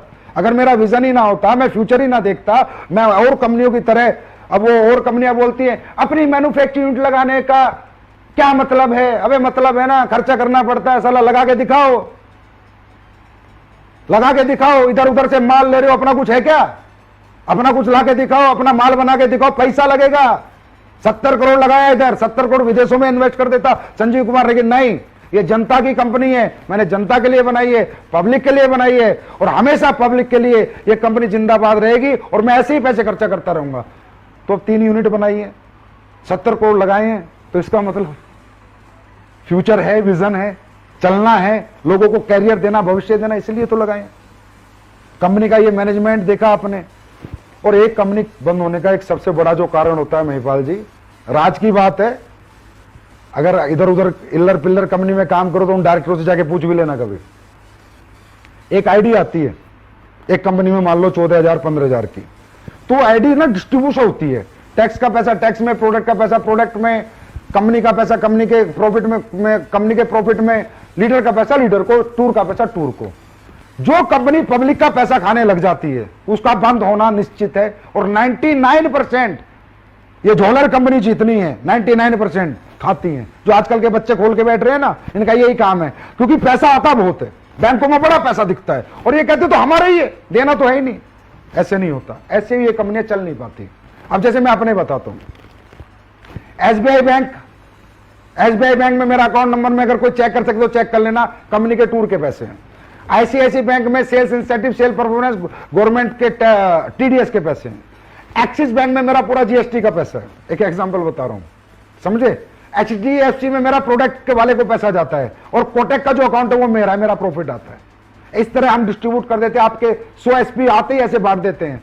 हमारे पैसे पे हमारा हक होता है, उससे हम डेवलपमेंट करें, उससे हम फैक्ट्रियां बनाएं, लेकिन आपके पैसे को हम टच नहीं करते। जिसका दिल हो जब आके अकाउंट देख लेना, इतना ओपनली कोई बात नहीं करेगा। सर एक चीज है, किसी ने बार बार लिखी है कि आप स्टेज के माध्यम से, मीटिंग्स के माध्यम से कहते हैं हमारे इथिक्स हैं, वैल्यूज है, प्रिंसिपल है। मैं आज पब्लिक के लिए सामने ये जानना चाहता हूं कि आपके ऐसे कौन से इथिक्स हैं, वैल्यूज है, प्रिंसिपल है, बाकी लोगों से आपको अलग करते हैं, बाकी लोगों से अलग क्या माने? किस मूड में आए हो आज आप ये बताओ पहले। मैं सिर्फ लोगों के ही सवाल लेके आया हूं। सारे मतलब आप पूरी पोल पट्टी पे आ चुके हो आज तो। हाँ? मौका कभी कभी मिलता है। महिपाल जी, हमारे एथिक्स और वैल्यूज अलग हटके हैं। जो आज तक 20 साल 25 साल से जो त्रस्त रहे हैं, नेटवर्क कर परेशान रहे हैं, कंपनियों से तकलीफें रही हैं ना, वो तकलीफें देखो हमने प्रोडक्ट से, पे आउट से दूर की हैं, और अपने कुछ प्रिंसिपल से दूर किए हैं। जैसे मैं एक पहला प्रिंसिपल बताता हूं। आप कई कंपनियों में देखोगे पूरा स्ट्रक्चर का स्ट्रक्चर शिफ्ट हो जाता है एक सीनियर अपलाइन के कहने से। कंपनी का एक टॉप अपलाइन जिसका धंधा सबसे ज्यादा आता है, वो डायरेक्टर को आता है, जाके डराता है, ये बंदे का धंधा इधर कर दो। डायरेक्टर कहता है भाई साहब हाँ, क्योंकि तुम्हारे धंधा सबसे ज्यादा आता है, तुम्हारे सलूट हम कर देंगे। इधर ऐसा नहीं चलता। हमारी कंपनी में अगर आपने अपनी आईडी ग्रीन करा दी, इस पूरी पृथ्वी पर कोई ताकत नहीं है उस आईडी को डीएक्टिवेट करा दे बिना आपकी मर्जी के। आपका मर्जी नहीं, मेल नहीं चलती, आपका स्टैंप पेपर होता है, 100 रुपए का नोटरी होके आपका साइन मैच होता है कि ये आदमी जो एक्टिवेट करा रहा है यही है, कोई और है। एक आईडी की मैं ताकत बता रहा हूं, एक आईडी नहीं है, एक आदमी का फ्यूचर है सर, यहाँ कैरियर है। ऐसे तो कल को कोई भी लीडर घमंड में आके किसी को लड़ाई हो जाए तो किसी को भी बर्बाद कर देगा, तो वो बर्बाद हमारे यहाँ कोई लीडर किसी को नहीं कर सकता, कोई शिफ्टिंग नहीं कर सकता, क्रॉस लाइनिंग यहां पर नहीं होती। आपने भी देखा होगा, 4-5 साल से आप हमारे साथ हो। क्रॉस, कितना ही बड़ा लीडर हो, कितना ही बड़ा बिजनेस दे रहा हो, मुझे कोई बिजनेस से लेना देना नहीं, बात है लोगों की जिंदगियों की। क्रॉस लाइनिंग नहीं होगी जब तक रियल, हाँ कोई ऐसा केस है कोई छोड़ छाड़ के चला गया, उसके लोग फिर आना चाहते हैं, वो एक अलग बात है, लेकिन अगर रियल इथिकल बंदा है उसके साथ कभी भी गलत नहीं होगा। हमारे यहां कोई रिन्यूअल फीस नहीं हुई, पहले दिन से कोई रिन्यूअल हमने नहीं ली है हमारे यहां पर। और तो छोड़ो सर, फ्रेंचाइजी लेने वाले लोग हैं ना, कोई सिक्योरिटी फीस नहीं लेते हम। अच्छा, हाँ जी, और फ्रेंचाइजी के एग्रीमेंट में ये लिखते हैं कि भाई तेरा प्रोडक्ट बिकता है तो ठीक, नहीं बिकता तो 1 साल बाद देके जा, पैसे लेके जा।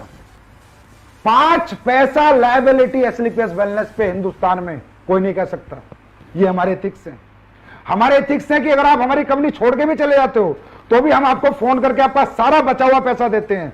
अगर आप टूर पे, तो अगर मान लो आप छोड़ के चले गए, हम तो आपको टूर पे नहीं लेके जाएंगे, लेकिन टूर का पैसा देंगे आपको बुला के। भाई साहब आप चले गए, आपको हमारी कंपनी अच्छी नहीं लग रही, आप दूसरी कंपनी में चले गए, भाई साहब आपने हमारे यहाँ जो मेहनत करी है ना, आप अपना मेहनताना लेके जाओ, कोई बात नहीं, आप चले गए, आपका हमारे साथ दिल नहीं लग रहा, पर हम आपका हक का पैसा कभी नहीं खाएंगे। ये एसलीपीएस है सर, ये एथिक्स है, ये प्रिंसिपल है, ये वैल्यूज है हमारी, जिनके साथ कोई कॉम्प्रोमाइज नहीं होता। आपको पता है आप कंपनी के टॉप अचीवर हो, क्या रियली आपने कभी प्रयास किया किसी की क्रॉस लाइनिंग कराने का? नहीं कभी किया मन में? क्योंकि आपको पता हो ही नहीं सकता। तो आपने तो खैर, आप तो बहुत अच्छे आदमी, आप तो कर ही नहीं सकते, लेकिन और बहुत लीडरों ने प्रयास किया, लेकिन उन्हें रास्ते में नेगेटिव रिजल्ट। नहीं हो सकता भाई।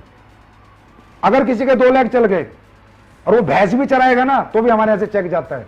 और कंपनियों में क्या होता है, लीडर आते हैं आगे बोलते हैं सर वो तो भैंस चरा रहा, उसके 2 लाख चल रहे, पैसे आ रहे, इसकी आईडी बंद करो, इसको ऐसे करो। हम बोलते हैं भाई जब वो आया था ना तो तुमने यही कहा था कि अगर तेरे 2 लाख चल गए तो तेरी जिंदगी बदल जाएगी। अब बेचारे की बदल गई तो यार तुम्हें क्या तकलीफ है? तो दोस्तों निश्चिंत रहो, आपकी आईडी आपकी है, इसे कोई भी हिला नहीं सकता। एक संजय कुमार है, एक मनीष जयपुरी है, जो पूछते हैं आज एसलीपीएस की कॉपी मार्केट में बहुत आ रही है उनके बारे में क्या कहना चाहेंगे आप? देखो आप यहां तक कि लोगो भी बना रहे हैं उसमें भी कॉपी, फोल्डर बना रहे हैं उसमें भी कॉपी, डब्बे का डिजाइन बना रहे हैं उसमें भी कॉपी। भैया तो मान ले भाई हम हिट हो गए, है ना। कॉपी किसकी होती है?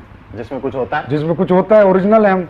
देखिए कॉपी करने वालों को मैं सलाह दूंगा कि आप अपने खुद के आइडियाज लाएं, ऐसे आप बड़े नहीं बन पाएंगे, आप लोगों का फ्यूचर खराब कर लेंगे, लोगों की जिंदगियां खराब कर देंगे। आप वही खेल खेलेंगे जो आज तक 20 साल से लोग खेलते रहे, और डायरेक्ट सेलिंग इंडस्ट्री बदनाम होती रही, क्योंकि आप लोगों ने भागना ही भागना है। अब नहीं तो क्योंकि हमारी कॉपी हो नहीं सकती महिपाल जी। पहली बात, हमारी कॉपी करने के लिए 4-4 मैन्युफैक्चरिंग यूनिट लगाओ, हमारी कॉपी करने के लिए हमारी प्रोसेसिंग लाओ, हमारी कॉपी करने के लिए हमारे प्रोडक्ट में क्वालिटी लाओ, वो क्वालिटी दो जो हम देते हैं, दे के दिखाए कोई। ट्रेड सीक्रेट हमारे पास है ना, हम कैसे प्रोडक्ट बनाते हैं, फॉर्मूले हमारे पास है ना। पेप्सी को कोई कॉपी कर पाया आज तक? आज तक नहीं कर पाया। एप्पल को कर पाया कोई आज तक? बड़े बड़े बिरले बैठे हैं, क्यों? फिर भी लोग एप्पल के दीवाने हैं। अगर पीछे सेब कटा हुआ मोबाइल पे चिपकाने से हर आदमी एप्पल बन जाता तो फिर तो सभी साले एप्पल बन जाते। एप्पल की शक्ल के कुछ मोबाइल आए थे तो शायद बंद भी हो गए, है ना। तो एप्पल नहीं बन सकते ना, तो आप एसलीपीएस तो बन ही नहीं सकते ना। तो आप कितनी मर्जी कॉपी कर लो। अच्छा, कॉपी करने से होता क्या है कि जो बेचारी, वही मैंने कहा ना, वो बच्चा जो पहली बार सेमिनार देखा है, नया नया आया है, वो नहीं ना समझ होता है। उसको दिखाओ, देख कैसे प्लान है, जैसा एसलीपीएस कैसे प्रोडक्ट है, वो बेचारा बेवकूफ बन के घुस जाता है। ट्रेड सीक्रेट हमारे पास है, ठीक है। अब हमारा प्लान कॉपी कर लिया, भाई मैथमेटिकली कैलकुलेशन लाओ। अब कॉपी करना आसान है, देना मुश्किल है ना। अरे तुम लिख दोगे, लिखना आसान है, पर देने में हाथ कांपते हैं। वो मैं कहता हूं ना, वहां जिगर नहीं चाहिए, जिगरा चाहिए। तो भाई क्या तुम इस कैपेबल हो, इतना पैसा दे सकते हो जितना लिखते हो? बस कॉपी एसलीपीएस का वो छाप दिया फोल्डर, और अच्छा कई कंपनी तो ऐसी है 19वां लेवल, 20वां लेवल। अरे भाई पहले 10-20 लेवल देते तो। और दूसरी बात है, इनका आश्रय भी बुरा होने वाला है। अच्छा मैं बता रहा हूं, ऐसी कंपनी का कोई मालिक सुन रहा हो तो ध्यान से सुन। अभी डायरेक्ट सेलिंग गाइडलाइंस में रूल्स आ, उन रूल्स के अंदर मैथमेटिकली कैलकुलेशन चाहिए प्लान में। उन रूल्स के अंदर बहुत सारी चीजें आ रही जो तुम लोग फॉलो नहीं कर रहे, ना तुम कभी कर सकते। सही है, इसके लिए बहुत ज्यादा मैनेजमेंट, बहुत ज्यादा पैसा चाहिए। और अच्छी बात बताता हूं तुम लोगों को मेरे बच्चों, रूल्स के अंदर मैं पूरी ताकत लगा रहा हूं, 10 करोड़ की सिक्योरिटी डलवा रहा हूं कि जो भी नई एमएलएम कंपनी चल रही है सबको 10-10 करोड़ देने पड़ेंगे। मैं पूरी ताकत लगा रहा हूं, 10-5 तो डलवा दूंगा। तो उतना जुगाड़ रखना, तब जाके चला पाओगे। लोगों की जिंदगी बर्बाद मत करो। मतलब लोगों के लिए आप डर पैदा कर रहे हैं। अरे सर मैं सच बता रहा हूं, रूल्स बन रहे हैं, उनमें सिक्योरिटी लग रही है। वो सिक्योरिटी इसलिए ले रही है गवर्नमेंट में जनता का भविष्य है इनमें। सर आप ये समझो, कोई उल्लर पुल्लर आया, कंपनी खोल के बैठ गया, 2 कमरे के एक जगह ली, एक सॉफ्टवेयर बनाया, एक प्रोडक्ट वाले से बात करी, कंपनी खोल के बैठ गया। अरे कंपनी भविष्य है भाई। लोग अपनी बीबीए, एमबीए, एलएलबी छोड़ के तुम्हारे साथ जिंदगी लगाते हैं यार। उनकी जिंदगी की कोई जिम्मेदारी नहीं है क्या? तो भारत सरकार भी ये रूल बना रही है कि जो भी कंपनी आएगी उसको बड़ा अमाउंट सिक्योरिटी देगी तो ही चला पाएगी, नहीं तो नहीं चला पाएगी। और एक संजीव कुमार इसका समर्थन में खड़ा है। कुछ लोग समर्थन नहीं कर रहे हैं, लेकिन मैं इसके समर्थन में हूं कि अंदर की बात सब सुन लो आराम से, कोई दिक्कत नहीं। एक श्री राम बिश्नोई भवानी सिंह जी हैं जो ये पूछते हैं कि सर 2 महीने हो गए प्लान दिए जा रहे हैं, 60 से ज्यादा प्लान दिए, अभी तक ज्वाइनिंग नहीं आई, क्या करें? देखिए सबसे पहले क्वेश्चन बहुत अच्छा है। और बेटा आपको ये समझना है कि 60 प्लान से ज्वाइनिंग नहीं आती। प्लान आपने दिए किसको है पहले तो ये देखो। 3 तरह की लिस्ट होती है मार्केट में, ए क्लास, बी क्लास और सी क्लास। सी क्लास वो लोग होते हैं जो एडजस्टमेंट सेटिस्फेक्शन के लोग होते हैं और जिन पे पैसा नहीं होता। एक होती है बी क्लास जिन पे थोड़ा पैसा होता है, और ए क्लास वो होती है जो आपके प्रोडक्ट को और आपके प्लान को अफोर्ड कर सकती है। तो कैटेगरी ऑफ लिस्ट अपनी पहले सुधारो। आप उन लोगों को प्लान दो जिनकी जेब में पैसा है और जिन्हें प्रोडक्ट की जरूरत है। देखो आप जाके रिक्शा वाले को प्लान दोगे, आप 60 क्या 600 प्लान दे दो, वो कहां से पैसे देगा? उसे ना जरूरत है ना उसकी जेब में पैसा है। तो पहले आप अपनी लिस्ट को फिल्टर करो। आप अपने ऐसे लोगों के पास जाओ जिनकी जेब में पैसा हो और जिन्हें जरूरत हो। दूसरा, आपका प्रेजेंटेशन परफेक्शन होना चाहिए। ऑब्जेक्शन के सॉल्यूशन आपको आने चाहिए। एजुकेशन आपके पास प्रॉपर होनी चाहिए। देखिए कोई भी आदमी अपना भविष्य उस आदमी के हाथ में नहीं देगा जिस आदमी को वो अपने से कमजोर आंकता हो। तो आप इतने अच्छे कपड़े पहन के जाएं, इतने मजबूत होके जाएं, इतनी अच्छी बातें लेके जाएं कि सामने वाले को लगे कि इसके हाथ में अगर अपना भविष्य दे दिया तो मेरी जिंदगी बना देगा। तो आपको इस मजबूती से अपने आप को एजुकेट करना है और अपनी पर्सनैलिटी को निखारना है और अपनी लिस्ट को फिल्टर करना है। आपको 100% रिजल्ट आएगा अगर आप उन लोगों के पास जाओगे जिनकी जेब में आपका प्रोडक्ट खरीदने के लिए पैसा है। बहुत बढ़िया सर, ये सारी चीजें होगी बिजनेस से रिलेटेड। मैं आपसे कुछ पर्सनली चीजें पूछना चाहता हूं, अगर आपकी इजाजत हो तो। पूछो सर। आपकी जिंदगी का कोई ऐसा पल जिसको याद करके आप बड़ा अंदर से कोई दुखी महसूस होते हो? कोई दुखी पल? मैं दुखी पल आज तो नहीं है, पहले कभी था। हाँ, जिंदगी का कोई। सर मैंने जब नेटवर्किंग शुरू करी ना तो मैं आर्मी में था। अब फौज की सरकारी नौकरी ना मैंने लाइन लगा के छुड़वाई, लोगों की बहुत नौकरियां छुड़वाई। और उसके बाद जब मैंने वो कंपनी छोड़ दी और मैं 2 साल जब खुद भी नाकारा निकम्मा हो गया, बेकार हो गया, तो वो लोग बेचारे बड़े दुखी हुए। किसी ने सिक्योरिटी की नौकरी करी सर, किसी ने टीचर लगा। मतलब सबको मैं सपने, मतलब आप नाना करते आप 150 लोग मान लो सर जिनकी नौकरी मैंने सरकारी नौकरी छुड़वाई मोटिवेट करके, अरे मैं तुम्हारी जिंदगी बदल जाएगी, नेटवर्किंग ये कर देगी। और जब वो लोग कामयाब नहीं हुए ना सर, तो उनको फेस करना, उनसे बात करना मेरे बस की नहीं था। और मैं अपने आप को बड़ा दुखी महसूस करता था कि साला तूने तो पैसा कमा लिया, इनकी जिंदगी बर्बाद क्यों करी। तो मेरे जीवन में सबसे दुखी पल वही था सर। अब तो नहीं है क्योंकि वो सब लोग कामयाब हैं। इसी के अपोजिट एक सबसे खुशी का पल क्या है? कोई ऐसी चीज जो आपका शौक हो, जिस काम को करने में आपको बड़ा अच्छा लगता हो? मेरा सबसे सुखी पल यही है कि जितने लोगों को मैंने जीवन लगाया वो कामयाब हो गए। और सबसे अच्छा सुख मुझे मिलता है तो जो लोग मेरे को डीपली जानते हैं वो बता सकते हैं, लोगों की सेवा करने में मिलता है, लोगों को प्यार बांटने में मिलता है, किसी दुखी की मदद करने में मिलता है, किसी गरीब की मदद करने में मिलता है। शायद ऐसा कोई व्यक्ति ना हो जिसका मैसेज मेरे फोन पे आया और उसकी मैंने मदद ना करी हो आज तक। मतलब मुझे जनता की भलाई में मतलब जो मजा आता है वो किसी में भी नहीं आता। बेस्ट है मेरे लिए। मतलब I am 100% satisfied person in my life with my ethics and with my values and with my principles. कि मैं जैसे काम करता हूं, जैसे जिंदगी जीता हूं, मैं बेहतरीन जिंदगी जीता हूं। वो हेलीकॉप्टर, याट और पानी के जहाज वो मुझे कुछ नहीं बनाने, मुझे लोगों की जिंदगियां बनानी है। मैं बनाता रहूंगा, मैं लड़ता रहूंगा, मैं चलता रहूंगा, कुछ भी हो जाए। जिसने दिल से काम किया उसको कभी यहां से निराशा हाथ नहीं लगेगी और मैं लोगों की सेवा करता रहूंगा। यही कारण है कि आज एसलीपीएस वेलनेस देश के साथ लोगों के साथ जहां भी जरूरत हो वहां अपना जितना हो सके उससे भी ज्यादा करने की कोशिश कर रही है। अब देखो, देश तो सर्वोपरि है बड़े भाई। अगर देश नहीं रहेगा तो कौन सी एसलीपीएस, कौन सी दिल्ली, कौन सी मुंबई?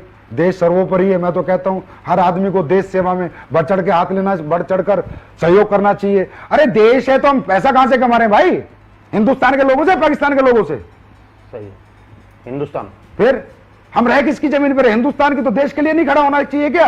अरे देश तो ये कोई दिखावा नहीं है कि संजीव कुमार ने पीएम केयर फंड में दिया तो अपने आप को प्रमोट करने के लिए दिया, या संजीव कुमार ने किसी को मास्क बांटे तो प्रमोट करने के लिए दिए। अरे यार, देश है तो संजीव कुमार है ना, देश नहीं तो संजीव कुमार थोड़ी है। और इसलिए तो मैं कहता हूं, चला हमारे देश के लोग ऐसे गलत लोगों का साथ देते हैं, इतने गंदे लोगों का, जो लोगों को लूट रहे हैं, लोगों को बेवकूफ बना रहे हैं।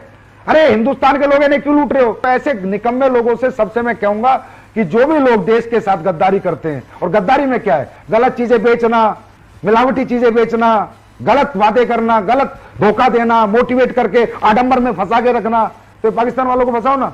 तो भाई देश तो सर्वोपरि है महिपाल जी, और मेरे लिए था, है और जीवन भर रहेगा। आज सर हिंदुस्तान में बहुत सारे लोग आपसे इंप्रेस हैं, आपसे प्रभावित हैं, आपकी गाइडलाइन के तहत चल के और बहुत अच्छी कामयाबी ले रहे हैं। लेकिन ये जानना चाहते हैं कि आज इस लेवल पे आने के बाद, और खुद ही इस लेवल पे नहीं, अपने साथ में इतने लोगों को इस लेवल पे लाने के बाद आपकी जिंदगी का कोई सैक्रिफाइस रहा होगा? कुछ छोड़ दो, टाइम भी हो गया। मतलब ये खास सवाल है लोगों के लिए, क्योंकि लोग, हर आदमी के सपने हैं, आगे बढ़ना चाहते हैं। देखिए, वो जानना चाहते हैं कि कोई ऐसा सैक्रिफाइस जिसकी वजह से आज आप यहाँ पे अपने आप को मानते हैं। देखिए महिपाल जी, सैक्रिफाइस करे बिना आप सक्सेस नहीं हो सकते। बिल्कुल, सैक्रिफाइस बहुत इंपॉर्टेंट पार्ट होता है लाइफ का। मेरी लाइफ का सबसे बड़ा सैक्रिफाइस सर मेरा नहीं है, मेरे बीवी और बच्चों का है। मैं रियल बताऊं तो मेरा कोई सैक्रिफाइस नहीं है, सैक्रिफाइस उनका है। क्योंकि जब मैं एसलीपीएस वेलनेस को 9 नवंबर 2014 को बना रहा था तो मैं जयपुर रहता हूं। बेसिकली मेरा घर परिवार सब जयपुर रहता है। ओके। तो जयपुर में हमारे घर में ही मीटिंग चल रही थी, तो मैं मेरी वाइफ से बोला कि यार ऐसे ऐसे कंपनी बनानी है, लोगों का अपना भविष्य और लोगों का भविष्य, अपना भी भविष्य था, अपना भी लालच था, और लोगों का भविष्य के लिए एक अच्छी कंपनी बनानी है और उसको दुनिया की नंबर 1 कंपनी बनानी है, चलाना है, मेहनत करनी है। तो मेरी वाइफ ने कहा ठीक है, आप एग्जीक्यूट करो, खोल लो। तो मैंने मेरी वाइफ से कहा कि यार देख, जयपुर में नहीं बात बनेगी, मैं कंपनी दिल्ली खोलूंगा। तो वो एकदम शॉक्ड हो गई, बोली आप दिल्ली क्यों खोलोगे? मैंने कहा यार अगर मैंने जयपुर में कंपनी खोली तो कहीं ना कहीं एक जिम्मेदार पति के नाते तेरे सारे काम करने पड़ेंगे, और जिम्मेदार पिता के नाते बच्चों की मीटिंग वीटिंग ये वो फलाना ढिमका जाना पड़ेगा। और ये कंपनी नहीं है, ये लोगों की लाइफ लाइन होती है। एमएलएम कंपनी नहीं होती, लोगों की जिंदगी होती है। क्योंकि लोग बहुत बड़े सपने लेके सर यहाँ आते हैं, बहुत बड़ा भविष्य यहाँ देखते हैं। कंपनी की छोटी सी गलती पे उनका भविष्य खत्म हो सकता है। तो मैंने कहा मेरी वाइफ से, उसका नाम पूनम है, मैं पूनम, या तो मैं ये काम शुरू नहीं करूंगा, और करूंगा ना तो पूरा पागलपन से करूंगा, पूरा डेडिकेशन से करूंगा। मैं लोगों की जिंदगी से खिलवाड़ नहीं कर सकता। 2 साल चलाई बंद कर दी, 3 साल चलाई बंद कर दी, और अपने ऊपर एक धब्बा लेके अपना जीवन नहीं जी सकता। मैं पूरी मेहनत करूंगा, बाकी भगवान जाने जो होगा। तो मेरी वाइफ ने कहा ओके, पहले तुम कहते थे जब तुमने नेटवर्किंग शुरू करी डार्लिंग 3 साल की बात है, फिर पैसिव इनकम। अब 7 साल हो गए थे, फिर बोलते डार्लिंग 3 साल की बात है, पैसिव इनकम। अब उस टाइम पे हो गए थे महिपाल जी 2014 में मुझे 7 साल, सारा टाइम मिला के बोला अब पैसिव इनकम, अब तो साथ रहो, 7 साल से तो आप मेरे साथ नहीं हो। मैंने कहा बस 5-6 साल और दे दें फिर पैसिव इनकम, एक डेट और दे दी। तो उसके बाद से हमने कंपनी दिल्ली खोली, क्योंकि दिल्ली में ट्रांसपोर्टेशन अच्छा था, लोगों का रीच ऑफिस के लिए अच्छा था, सुविधाएं अच्छी थी। और उसके बाद ना मुझे दिन रात काम करने का मौका मिल गया। और मुझे ही नहीं, मेरे साथी जो डायरेक्टर है अमित जी और मामचंद जी, इनके 20 बच्चे भी छुड़वा दिए। मगर बेटा तुम भी अपने 20 बच्चे दूर रखो, 3 साल तक तो कोई 20 बच्चे लाएगा ही नहीं कम से कम। हर आदमी रात के 2-2 बजे तक काम करेगा, 4-4 बजे तक काम करेगा, दिन रात काम करेगा। बीवी को बोला अब जिम्मेदारी तुम संभालो, हम कंपनी संभालते हैं। तो थैंक्स टू ऐसा परिवार, ऐसे बीवी बच्चे भाई, जिसकी वजह से आज मैं दिल्ली में रहता हूं सर। महीने में 1 दिन अपने घर जाता हूं, पिछले 6 साल से ये हालत है, कभी कभी 3 महीने में जाता हूं। तो मैं तो थैंक यू करूंगा मेरी फैमिली को। आप बहुत सारे लोगों ने अपना जिंदगी, अपना कैरियर एसलीपीएस वेलनेस के साथ लगा रखा है। एसलीपीएस वेलनेस के फाइटर के लिए कोई मैसेज देना चाहेंगे? हाँ, एसलीपीएस के फाइटर्स, आपके लिए मेरा सबसे अच्छा मैसेज ये है कि हम अच्छे प्रोडक्ट अभी कुछ लॉन्च करने वाले हैं आप सबके लिए। आप लोग दिल से, निष्ठा से, ईमानदारी से काम करें। अपने मन में नेगेटिव क्वेश्चन ना आने दें, इसलिए आज मैं आपके सामने बैठा हूं रूबरू। भाई नेगेटिव क्वेश्चन ना आने दें। अगर कोई भी नेगेटिव हो ना, कभी भी मुझसे पूछे, महिपाल सर से पूछे, किसी से भी पूछे, खुद को नेगेटिव ना होने दे, क्योंकि नेगेटिव आदमी पॉजिटिव जिंदगी नहीं जी सकता। शारीरिक दुख दे खुद को, शारीरिक खूब मेहनत करे, मानसिक सुख तभी मिलेगा। आप लोगों के पास जाते, लोग आपके पास नहीं आते। एक बंदे का एक सवाल आया था कि सर लोग नहीं आते, मैं भी पढ़ रहा था, हम लोगों को समझाते भाई नहीं आएंगे। जिन लोगों को सालों को लिपस्टिक लगा के पूरे दिन कुर्सी पे बैठने का शौक है ना, एसी की हवा में, वो लोग नहीं आएंगे। जो परिवर्तन कर सकता है, तड़प सकता है, धूप में तप सकता है ना, वो नेटवर्किंग करता है। एक बात बता देता हूं, नेटवर्किंग खेल नहीं बच्चों का, तेल निकल जाता है अच्छों का। तो हर आदमी नेटवर्किंग नहीं करता। अब सोचो तुम्हारे यहां पर हमारे ऑफिस में चेक बनाते हैं लड़के लड़की तुम्हारे 2-2 लाख के, 1.5 लाख के, 25 लाख के, उनकी तनख्वाह 15,000 है। 94 लाख तक के भी 94 लाख तक के उनकी तनख्वाह 15,000 है। क्यों? क्योंकि सुबह आते हैं लिपस्टिक लगा के 10 बजे, फिर आके यहाँ चेयर पे बैठते हैं, कंप्यूटर के सामने टक टक टक टक, एसी चल रहा है, चले जाते हैं। जो शरीर को कष्ट नहीं देना चाहते, अपने बच्चों के सपने, अपने परिवार के लिए खुद को तड़पाना नहीं चाहते, वो नेटवर्किंग नहीं करते। जो मतलबी सेल्फिश लोग होते हैं, सिर्फ अपना आराम, अपना सुख देखते हैं, वो नेटवर्किंग नहीं करते। और जो अपनों का सुख देखते हैं दोस्तों, वो नेटवर्किंग करते हैं, शरीर को कष्ट देते हैं। तो नेटवर्किंग वही लोग करेंगे जिनको शरीर को कष्ट दे सकते हैं। तो मेरा एक मैसेज है, शारीरिक दुख दो खुद को अगले 4-5 साल, जीवन भर सुखी रहो। दूसरा, नेगेटिव खुद को होने मत दो। अपलाइन जो बोले वो करो, ब्लाइंड बिलीव करो अपने अपलाइन पर। और हिंदुस्तान में नहीं, मैं पूरे विश्व की गारंटी लेता हूं, बेस्ट टॉप लीडरशिप एसलीपीएस के पास है। और उसके बाद आपके लिए हम एक प्रोडक्ट ये बना दिया, वायरल डॉक, एक अच्छा प्रोडक्ट बनाया आपके लिए, जो अभी कोरोना काल चल रहा है उसमें काफी इफेक्टिव है, काफी फायदा, हाँ काफी फायदा देगा लोगों को। वायरल डॉग है, वायरल डॉग बहुत फायदा देगा लोगों को। भगवान ने चाहा तो जो इसे पिएगा उसको वो वायरस हो ही ना, ऐसा हो सकता है, बाकी ऊपर वाला चाहेगा। बहुत मेहनत करी है, तभी 3 महीने में निकाल पाया हूं। इस पे R&D बहुत हुई है, बहुत मेहनत हुई है। और अच्छे नए प्रोडक्ट हम आपके लिए लेके आ रहे हैं। हैंड सैनिटाइजर हम लेके आ रहे हैं। मार्केट, अब लोग कहते हैं ना सस्ता, जब मुझे लगता है कि देश का कोई ऐसा प्रोडक्ट जिसपे मुझे प्लान व्लान में पैसा भी नहीं बांटना, जिसमें मुझे सिर्फ लोगों की जरूरत पूरी करनी है। सैनिटाइजर बताता हूं, 500 ml का सैनिटाइजर ला रहा हूं 240 रुपए में, 240 रुपए में। अरे बात सस्ते महंगे की नहीं होती, बात इथिक्स की होती है, प्रिंसिपल की होती है। अगर मैं कुछ ला सकता हूं तो लाऊंगा।